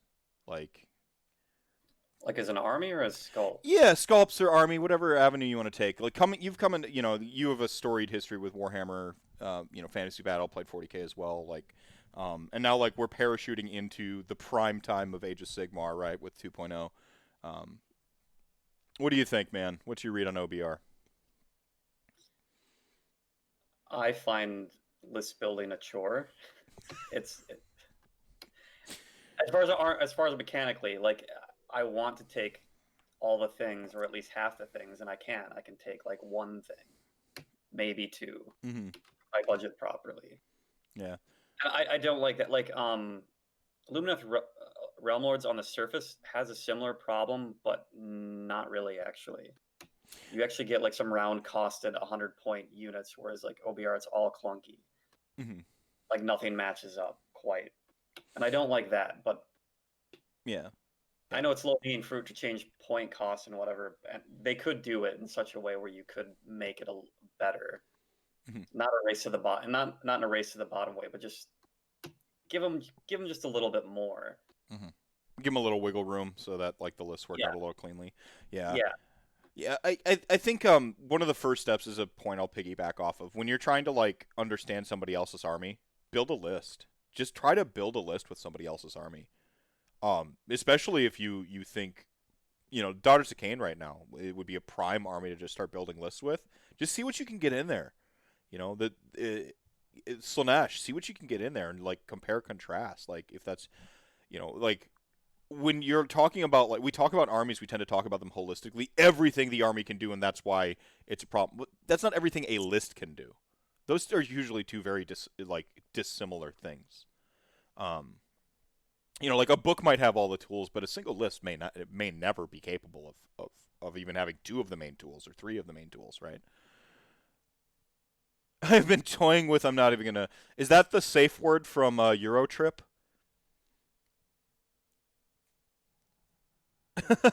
Like I'd stop at Uba, but I think that's the safe word from that movie Eurotrip, that has Lucy freaking Lawless in it. And Heywoah is getting too big for his boots. Thanks, long name. Tyrant Mania, Mephisto. What are your thoughts for Soulblight terrain, if any? I've two minds. This is actually a great question. So we talked about LON. LON had grave sites. One of my greatest criticisms of grave sites was they didn't physically exist, and I think that was as a detriment to both players. Like when I just put down, like on one hand I could model whatever I want onto like a little base and then set that down. I stopped using those tiny bases after a while and just started using literal coins as markers to be less obtrusive and like in the game, or obstructive in the game. And my opponents would always forget about grave sites as like a thing to play with and interact with in my games. They thought that they just never accounted for my grave sites. No. And it's so like part of me, like if this is LON, that means grave sites. Man, it might be convenient if you pick terrain pieces and those are your grave sites because there's enough terrain pieces on the table. Have it say like, pick 2 pieces of terrain on the table after deployment but before sides are declared, whatever it is, or before deployment but after sides are declared, right? Like pick 2 pieces of terrain and those are haunted, or those are necromantic zones, or whatever. I don't give a shit. Do something like that. I think would be really clean if they insist on doing graveyards for this army. That said, I don't think they need to. I would like to see what the power looks like if they unhinge this army from dealing with grave sites. We don't have grave sites. We just get, there are entire armies out there that just get summoning. Like they just get to do it. Like they summon a thing for command ability, or like a point, or sometimes there's a resource in game that they generate to like summon stuff. Like sometimes you have a war scroll that when you have this unit, they're just going to summon 200 points of shit, and like so like I'm just gonna say it's gonna feel real good. Games Workshop, just pull the Band-Aid off. Don't fuck around with grave sites, please. It's it's a bit of a gotcha, quite frankly, because they don't physically exist. And if they're too physically exist, I would prefer that you have me dictate terrain rather than buy a thing. Now, to go a little bit more completely, what if Soul Blight divorces from gravesites completely? I just summon my crap via a resource system and or opportunity cost or trade off in some way, shape, or form. Um, cool. I get summoning, but it happens that way. It happens classically. What would I want for a terrain piece? A fucking castle? Like Castlevania shows up? Like, they're not going to be able to appease me what I want, so just don't do it. like fucking the Castlevania teleports into the center of the table, and you know that Dracula has come for your children, and like you can't. I don't know. Like, yeah, I guess you could have like one watchtower of my sweet castle show up. So it's kind of like the Vordry's Blood Keep that like Yeah, shows up. yeah. Bow now. Like, have it physically show up. That'd be super metal. Yeah. Yeah, I don't know. What does the vampire currency for summoning do, we think? I think they, like, collect corpses, man. Like, they literally have corpses, or thralls, or something like some sort of thralling system. I think you could do something like that. Blood is the easy one, but blood is used already in several ways now. So I think you got to avoid blood.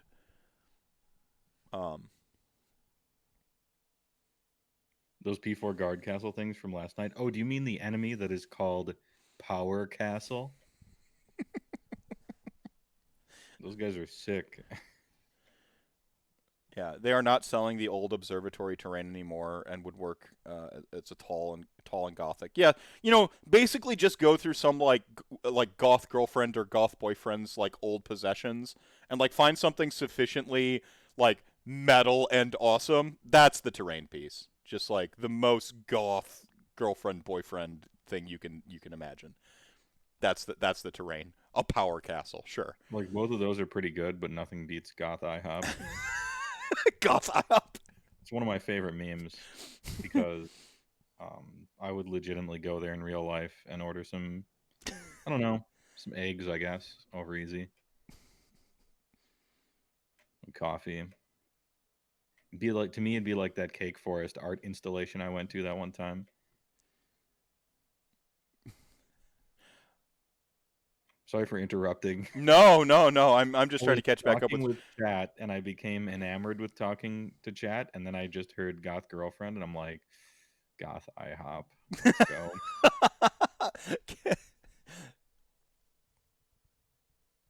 Yeah, I mean, gravesites are cool because it's recursion, not tied to heroes. But we have new technology, right? You can, again, if you still want to do gravesites, just please have me elect terrain on the table. I know I'm at Yeah, the so these people whims. can see it, yeah, because out of sight, out of mind, right? Like, that's why so many people forget about Triumph, Mhm. because they have the little card. Like, if they don't have the little card, they're just like, okay, I have a Triumph, and then they're not looking at it all the time, Yeah, so they forget. yeah, It's the same thing. It happens a lot with grave sites, at least back when people used to play Legions of Nagash in tournaments ever.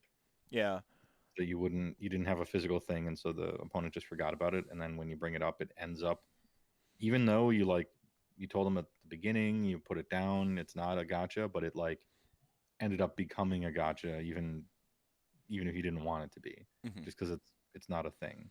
yeah. Around the time I bring back 40 skeletons, 10 Black Knights, or Yeah, it's 30 not a Grimghast little Reapers. thing. It is in fact a big thing, right? Yeah, like look at this huge thing that just happened that you could have totally prevented if you blocked the gravesite Yeah. or killed my Who could have general. stopped this? And then they're like, "This is bullshit." I'm like, "It's literally the most fair summoning in the entire game. It's the most fair that it has ever been. It's a unit of mine that you must kill. It costs a CP, which I have an army that has very bad battalions and no artifacts to generate extra CPs. Like, so basically, what I get at the beginning of the game is what I've got, and I want to use that to make things attack more, and so on and so forth, or reroll Also, charges, they which can is zone it out if they just position around it. Mhm. Also, they can kill your general and you can never do it again. There's so many ways to stop it. Yeah. There's so many ways to stop it, but because nobody was ever really mindful of the grave sites, I think it was just Yeah, I mean, the first time you played against death, you lost to endless legions, and immediately. that Yeah. sucks. But it was a mechanic that was very tricky to pull off if your opponent cared at all about playing around it. It's just something I've found playing AOS for a long time. Mechanics that are very fair, or even like kind of not even that great because your opponent can so easily play around it. Those are going to be the biggest complaints about said army. Yeah. Slaves to Darkness. Well, because people still get in that like they're just here to smash, right? Like I got into it to smash the Vince Venturella, one of the greatest things he's ever said. I came here to smash. Most people just kind of came here to Yeah, smash. that's him picking up. It was his first big dumb army ever, right? Because he's usually a kind of a heady thinker and Hmm. gamer. And he's Hmm. like, you know what? I'm gonna play a dumb, attacky faction. He picks up Iron Jaws, and then in one day, he's just like, I am here to smash. Uh, he had perfectly learned our destruction culture in one in one day. Like, what have you learned? I'm like talking to Vince like he's Tom Cruise in The Last Samurai, and he's like, I've learned your ways. Show me. I am here to smash. Puts down more than one Maw Crusher on the table in a 2K army. He's ready. um,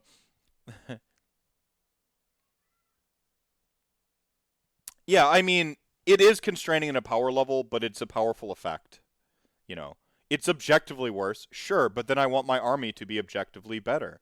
I don't want it to lean on summoning mechanics. Yeah, and then it's a trade off, right? Yeah, Like, I don't. what if you took Might Makes Right away from ogres entirely?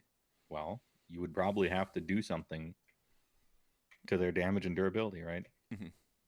You'd have to give them something, right? Yeah.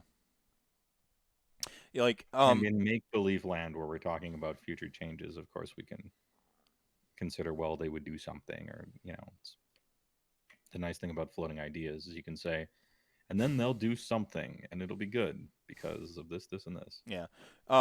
Vampires don't have a natural smaller terrain piece. Their coach, their castle, the coffin, or a peasant's house with an open window for them to climb into. Yeah, I mean, I think like a mausoleum's a pretty straightforward thing it could be. The thing is like with a lot of the terrain pieces, like the Herdstone and I think that the Bone Tithe Nexus are two really great terrain pieces in a sensical manner. Like because yeah, of course the Bone Daddies are going to be defending. They're going to be defending the tithe. They're going to be showing up to collect the tithe, and people set an ambush for them.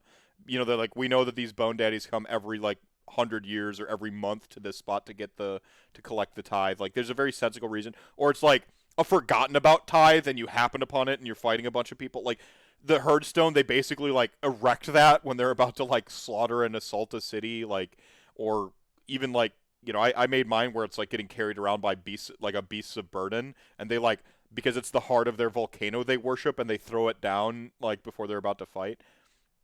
My thought for Night Haunt, and maybe I could take a riff. I could like self plagiarize a bit.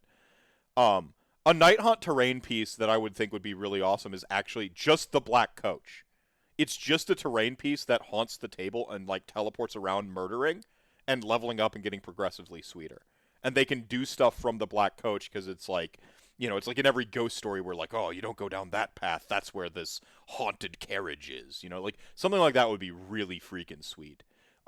With like the Mortis engine / Coven Throne, there's your terrain piece in Soul Blight. Really, if you really want to get into it, like a new like Coven Throne or a new Mortis Engine style thing. Like this just like Phantom of the Vampire Opera dude is just like jamming on this massive organ that is a castle, and war is happening around this thing. I mean that's pretty Soul Blighty to me for a terrain piece. Yeah, I have two options for the Soul Blight Grave Lord's terrain feature. Either none, Either none. None is because not acceptable. not everybody needs a terrain feature. If it doesn't make sense, don't force it. It's fine. Just add other stuff to the army or the war scrolls or whatever to make it more interesting. Or Black Coach, except with an extra buggy on the end that's like this coach on wheels with a gigantic organ that a guy is playing on the back of it. Yeah. Organ's a must. With bats and stuff coming out of the Yeah. organ tubes, and he's got one of those big puffy, The cape, like puffy collars, yeah, a cape that's it's got absolutely huge. The cape is flowing behind him, and it's twice as long as he is tall. You know, like just there's like unfurling. ghosts and stuff that, you know how some of the Nighthaunt have the sheet over the. It does that on his cloak because it's so big that it just kind of becomes ghosts. And he's just jamming away on that organ. Yeah, it's one of those like triple decker organs. Yeah, you know? yeah. Okay, now I'm excited for like a sweet organ terrain piece. Like I'm so upset that I've done this to myself because if I'm not actually James Workshop, like lords and ladies, you know, they're having a ball, right? And so he can play different music. You know, here's the waltz where it gives people this bonus, and then here's where he's playing, you know, Hall of the Mountain King or something like that, and here's the one where he's playing Don't Sue Us, Phantom of the Opera. Yeah. Oh man, so now I have hope but no expectation for a thing, and I'm going to be really sad if this thing doesn't exist. But ultimately pleased because the Soul Blights exist. Man, yes, pipe organ. Well, we've brainstormed a great piece, which means it won't happen. Heywoah, stop. Mr. Mephisto can only get so erect. Yeah, I want this. I need this. This is it. Like I said, just think of the most goth thing ever and just take it too far. That's how you make Soulblight vampires. I'm hyped for the organ. Ugh, yeah. And the other thing is like the castle. The castle could work. We've seen the LRL terrain piece ain't gonna be small. The Bone Tithe Nexus is not small. The Gitz bad Loon Shrine isn't small. The Pyramid Temple, like the Ziggurat for Seraphon, is not small. I want you to sell me a castle. You have no idea, like Games Workshop, how badly I wish to buy dragons and castles and vampires. Like, I want to buy those things so much. You're just selling me. I can't even say my childhood, just like kind of the essence of my being. All the things I love. Like, yes, I want that. So it feels easy to say a castle. It also feels like wrong to say a castle, but if it feels right to just have a castle. Yeah, the Crimson Keep. I think that'd be pretty sweet. All right, Seraphon Pyramid was smaller than I expected. Well, with the Seraphon Pyramid, I get the impression that part of it's buried, you know, and like it's being excavated. It's like long been there type. I don't know how you sell me an entire castle as a terrain piece. I want you to, Games Workshop, and get your sculptors on it, but the organ's probably a little bit more viable. If there is indeed a piece at all. Nagash playing an organ. You know, there doesn't have to be. Yeah. You don't need to force the convention. It's cool to have a template, but the nice thing about a template is it gives you a foundation that you can snip something out if it doesn't seem to fit, and then just fill the water level on the rest of the stuff.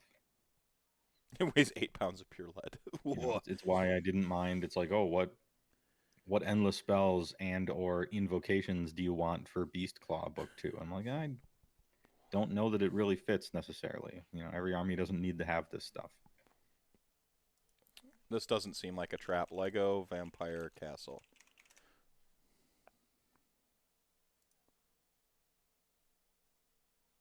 Hang on. Go with the big image.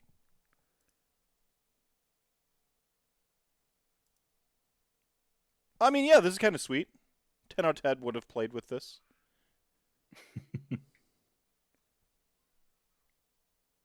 Like, this wasn't meant as an insult to my obsessions, was it? Because you have chosen poorly. This is awesome. Legos and vampires. That seems like a bit much for sure. Right?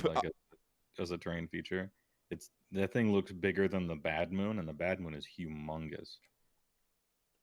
I suppose the Bone Tithe Nexus is also very large as well, just on surface area. Yeah. But you don't need a terrain feature for everybody. Like look at corn. They're like, man, what would be the perfect terrain feature for corn? And somebody's like, how about a pile of skulls, sir? And they're like, no, A dumb no, that chair. makes too much sense. What about a step ladder? That's what about a step ladder we paint red? Um, yeah, I don't know. It's weird because they have these home run opportunities, and in it's just all the way all around The the. FBC one. What should Flesh Eater Courts get? I know. A weird chair. Kind of like a chair. How about a chair? It's a throne. Yeah, okay, I guess. It's a throne. It could have been anything. That's what pisses me off the most about Flesh Eater Courts' terrain piece. It could have been anything because they're delusional. Yeah, it's like a scuffed like scaffolding. You chopped an outhouse in half and put bones on the wall. I don't know. It is Like not it inspired. could have been I the was not. Yeah. Yeah, what are you doing, stepladder? Oh God, no. That was a prawn joke, and I I feel like got it. my average chat is infecting Mephisto's Oh chat here. no! Yeah, this was this joke. like, like the chat that like responds to Ahago fucking photoshops of Sigvald. Fucking Terrain Hey, stepping on. that his stance on that model, he's stepping on the demon's face. Sigvald is the most step on me, mommy like model they've made in a long time. Yeah. It just fit. And it was better than the one. It was better than the Photoshop I made of Sigvald, where Marathi is his penis with his own face on the head of the penis. Although that one fit very well as well. I for Flesh Eater Courts, like the carcass of some god beast would have worked just fine. That like looks roughly in the effigy of something they would sit and worship around, like a throne. But no, it made an actual chair. Um, If anyone wants that image, I think it's still on Twitter somewhere. I do. I do. where is this image? This is a real thing I've done. Send me the link. Link or it didn't happen. Oh man. Hey, whoa! You traveled to some interesting parts of the internet, sir. No, I made that image. Like I created it. I didn't find it somewhere. Like I'm the source of this. Oh. You had to go to strange places in the internet to find it, and you would have just found me, and I'm like, yeah, I made that. Like It's reveal week, and then when it's reveal week, you got to make a social media post about the reveal. You got to get those interactions right. Yep, got to get them clicks, baby. Got to get them Uh, eyeballs. what do? You pile in. Pardon me. Oh. Huh. So, and then there's a bunch of 40k shit I don't care about. Whatever. Cool. Necromunda, I guess, isn't quite 40k. I don't know. But hey, we got all that stuff. What do y'all want to talk about now? Have I talked and have I ruminated on Soulblight and how great it's going to be enough? Oh, here it is. Oh, here it is. Good. Where's this link coming at me? In chat? Oh, perfect. The perfect place for it. And see, is this not safe for work? Oh, no. I mean, sort of depends on your state of mind, really.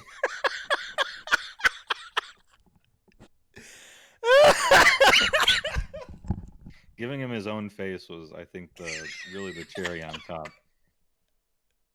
I'm fucking dead. How did I miss this? Oh.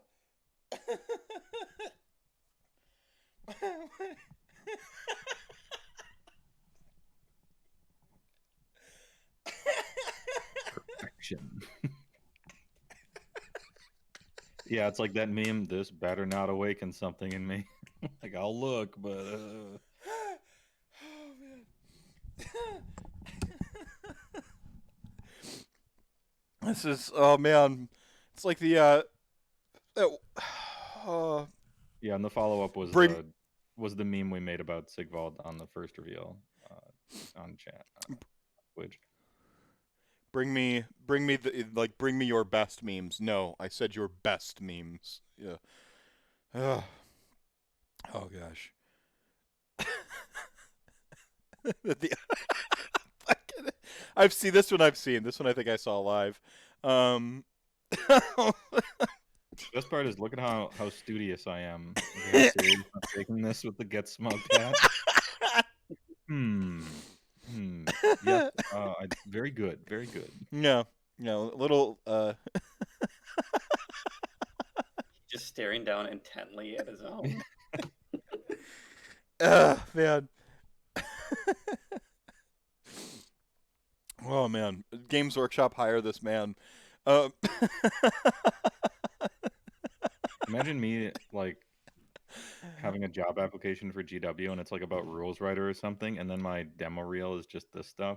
It's like, yeah, I'd like to be one of your rules writers, please. I think I'd be good on design or development, even internal external balance. Here's my resume, and it's just like pictures of Sigvald with Marathi as his penis and his own face as the head of the penis. Like Sigvald stepping on statues. Or that meme I made about the Luminath Realm Lords, where the hats. I made the second hat like his actual head instead of it, and then I gave it little arms, and we just kept going up. Yeah. Martin Orlando the other day sent me a DM, and he's like, "Hey, I need a meme for you to make real quick. I'm trying to troll Vince, and I need you to put Vince's head on a Luminath, like any Luminath." And so I put his head on the double decker one, so just his head like at the top of it.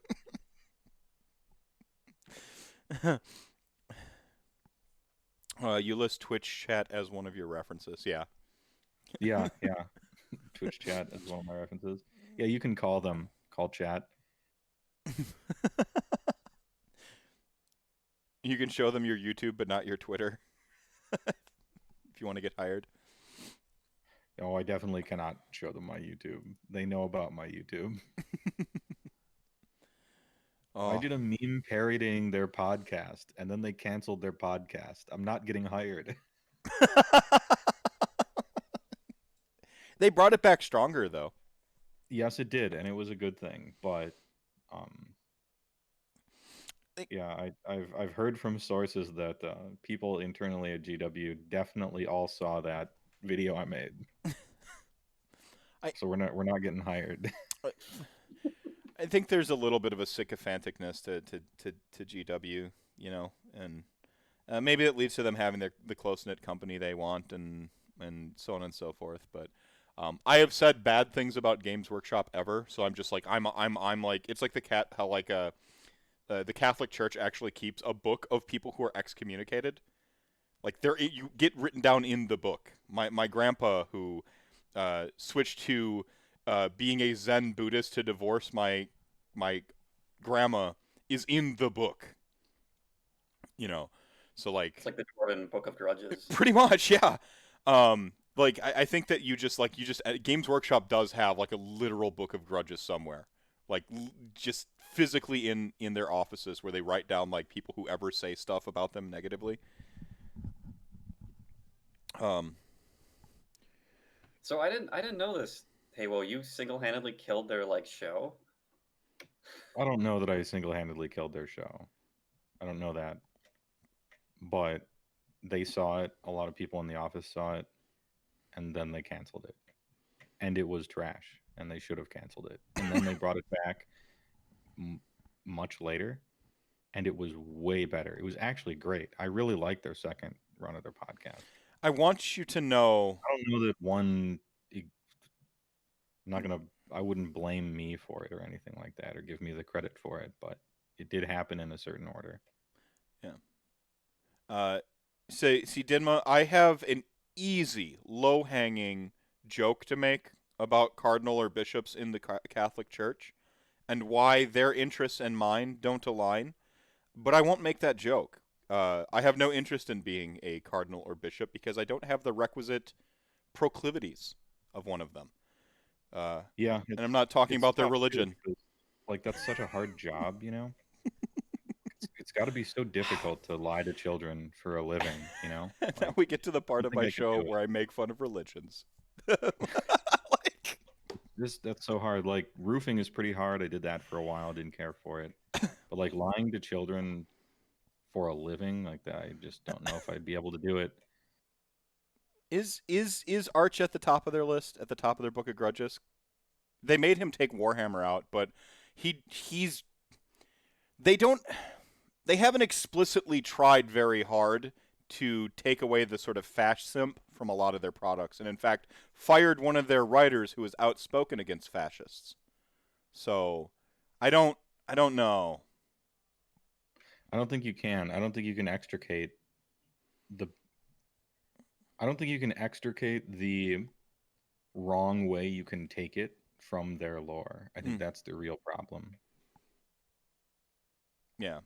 Because it's like they say it's a satire of fascism, but it's actually not. It's like ridiculously glorifying everything about it by putting it in a setting where they're telling you it's necessary to survive in a world as bad as this, right? It might have started And as so they say go it's a ahead. satire of fascism, and perhaps it started like that in its punk origins, but like nowadays it's kind of not. It's kind of just like, look at how fucking sick all this stuff is. And this world is so bad that this is the only way you could even survive. And yeah, there are problems with it, but so I don't know that they can. What I'm saying is I don't know if they can idiot proof it. Mhm.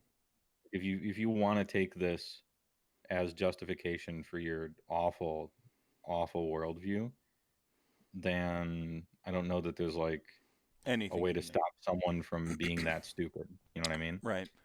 Well, it happened with American History X, which is pretty explicit that it's not condoning, Right, right. Nazism.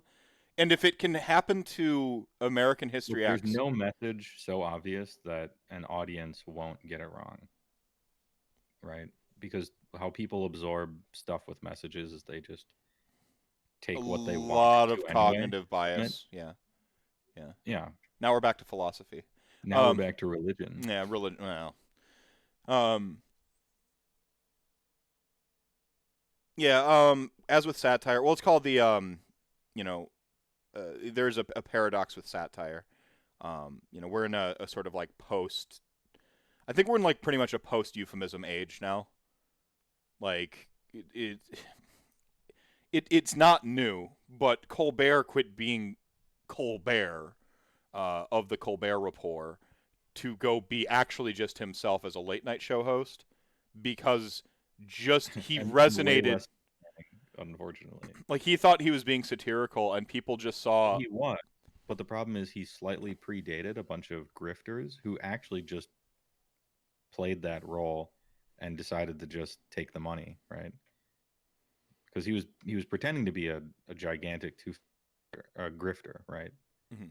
Uh, like the Rush Limbaughs and stuff, and Well, of, he's of the making world. Bill Riley specifically is Yeah, and he Bill was O'Reilly and stuff like yeah, that. very specifically It turns out if you just do his shtick, people will like buy it.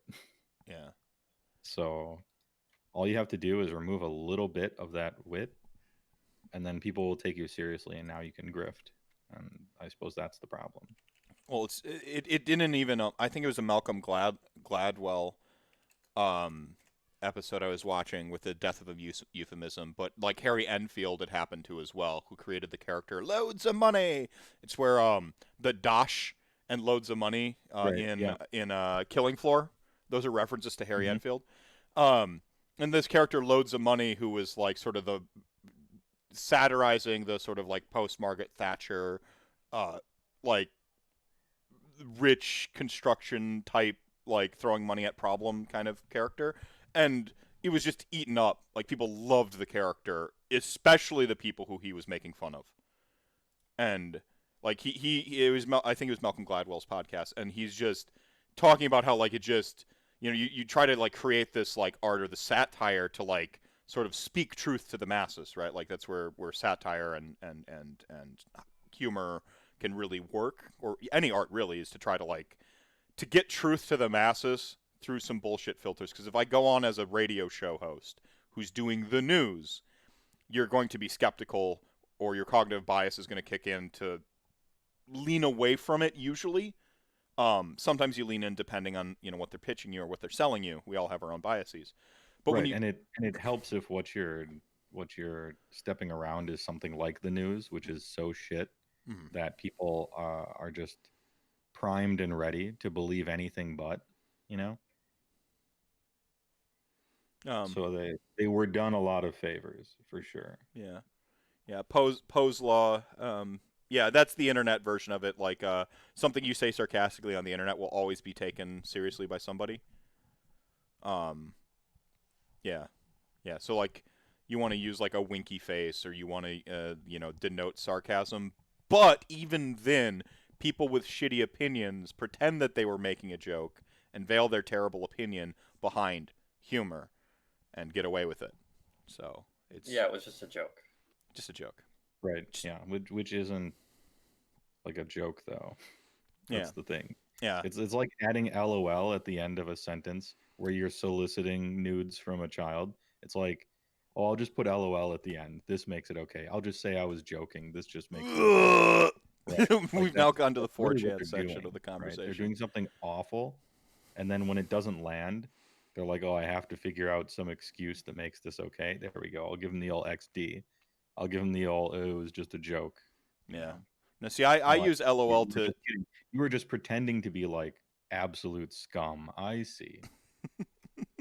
But if your joking landed and you were in a different group of people, it wouldn't be an like an I'm just joking.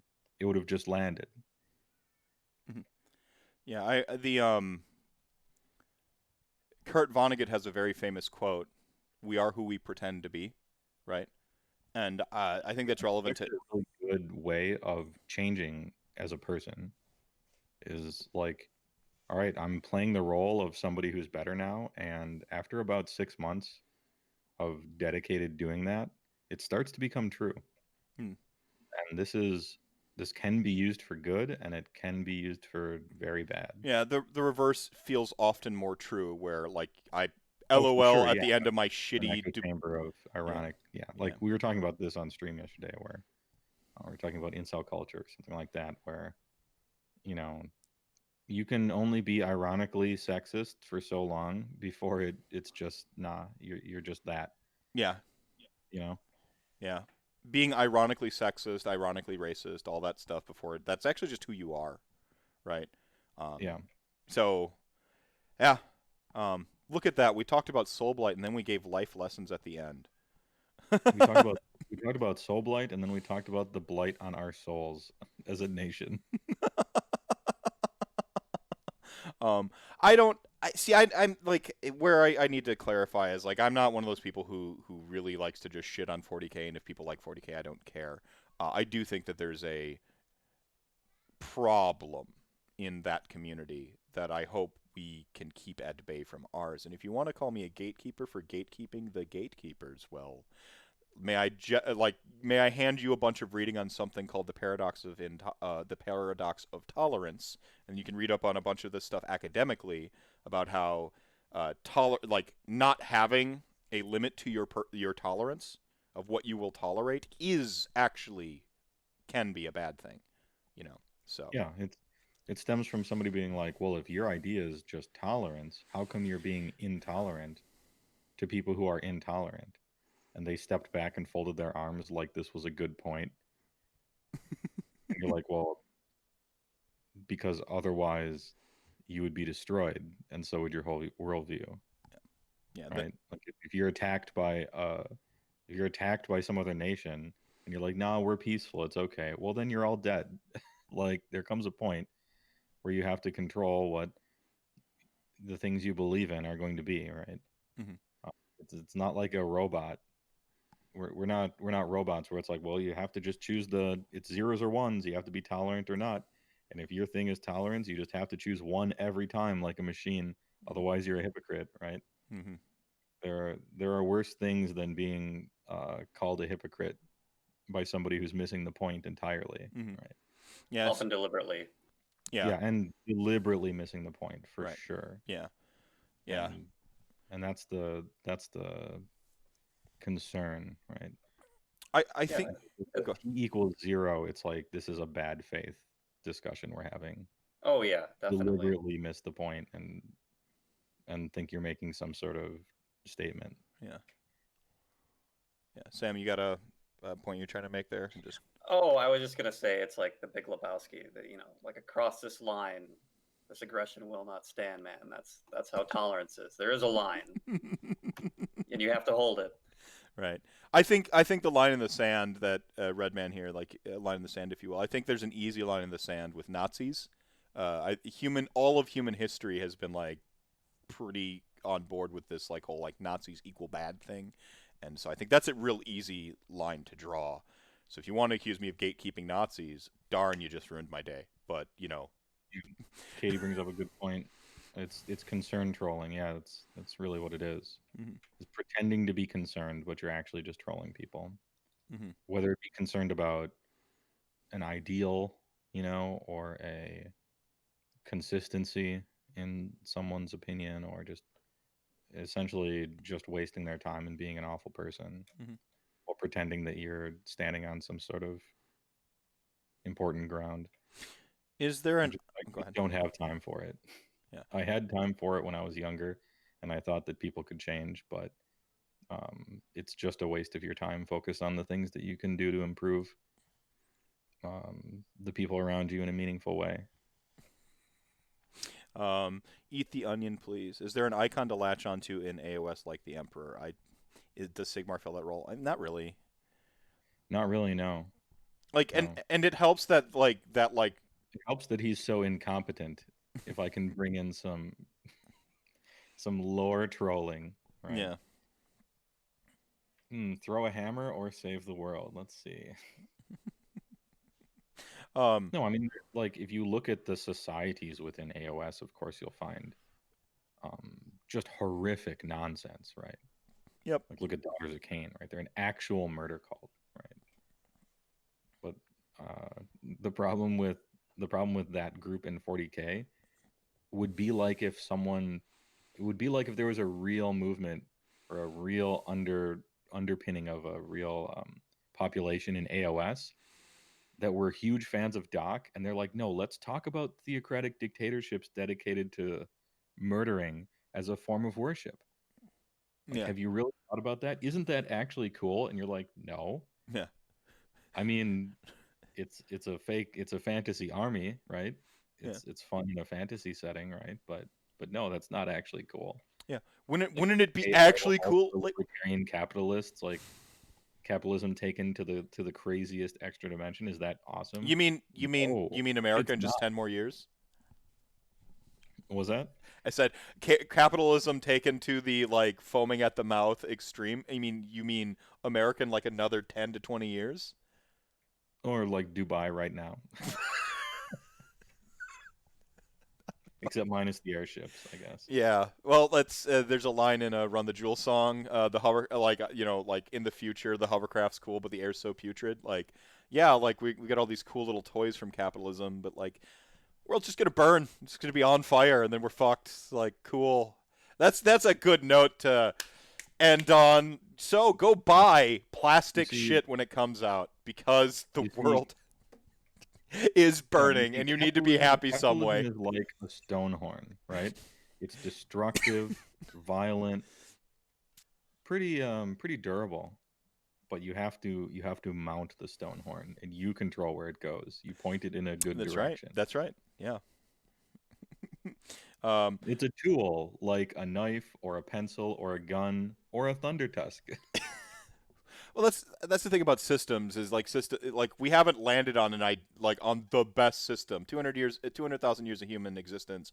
Capitalism has been about 100 of them in its current like its current form. Philosophically, it's been a great deal longer than that, but I know what you mean. Yeah, it's since what the fuck is his name? Like died in Since Cuba. commerce first began in the Mesopotamia, right? Yeah.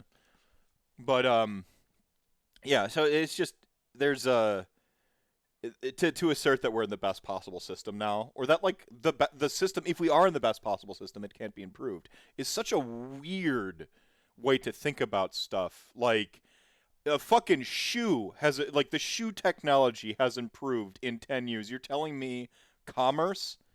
We can't redesign how we think about. Come on, man. Good one, Redman. Reject capitalism. Return to ever dank cave. Yep, that's Gloomspite. Yeah. Learn from the Geats. Consume the rich. Speaking of capitalism memes, Sam didn't know about this, so perhaps you don't know about it. Mm. Or do you know about Command and Conquer and Tim Curry? A spice. Yeah. Okay, you do. Yeah. All right. Sam didn't, so I didn't know if it was.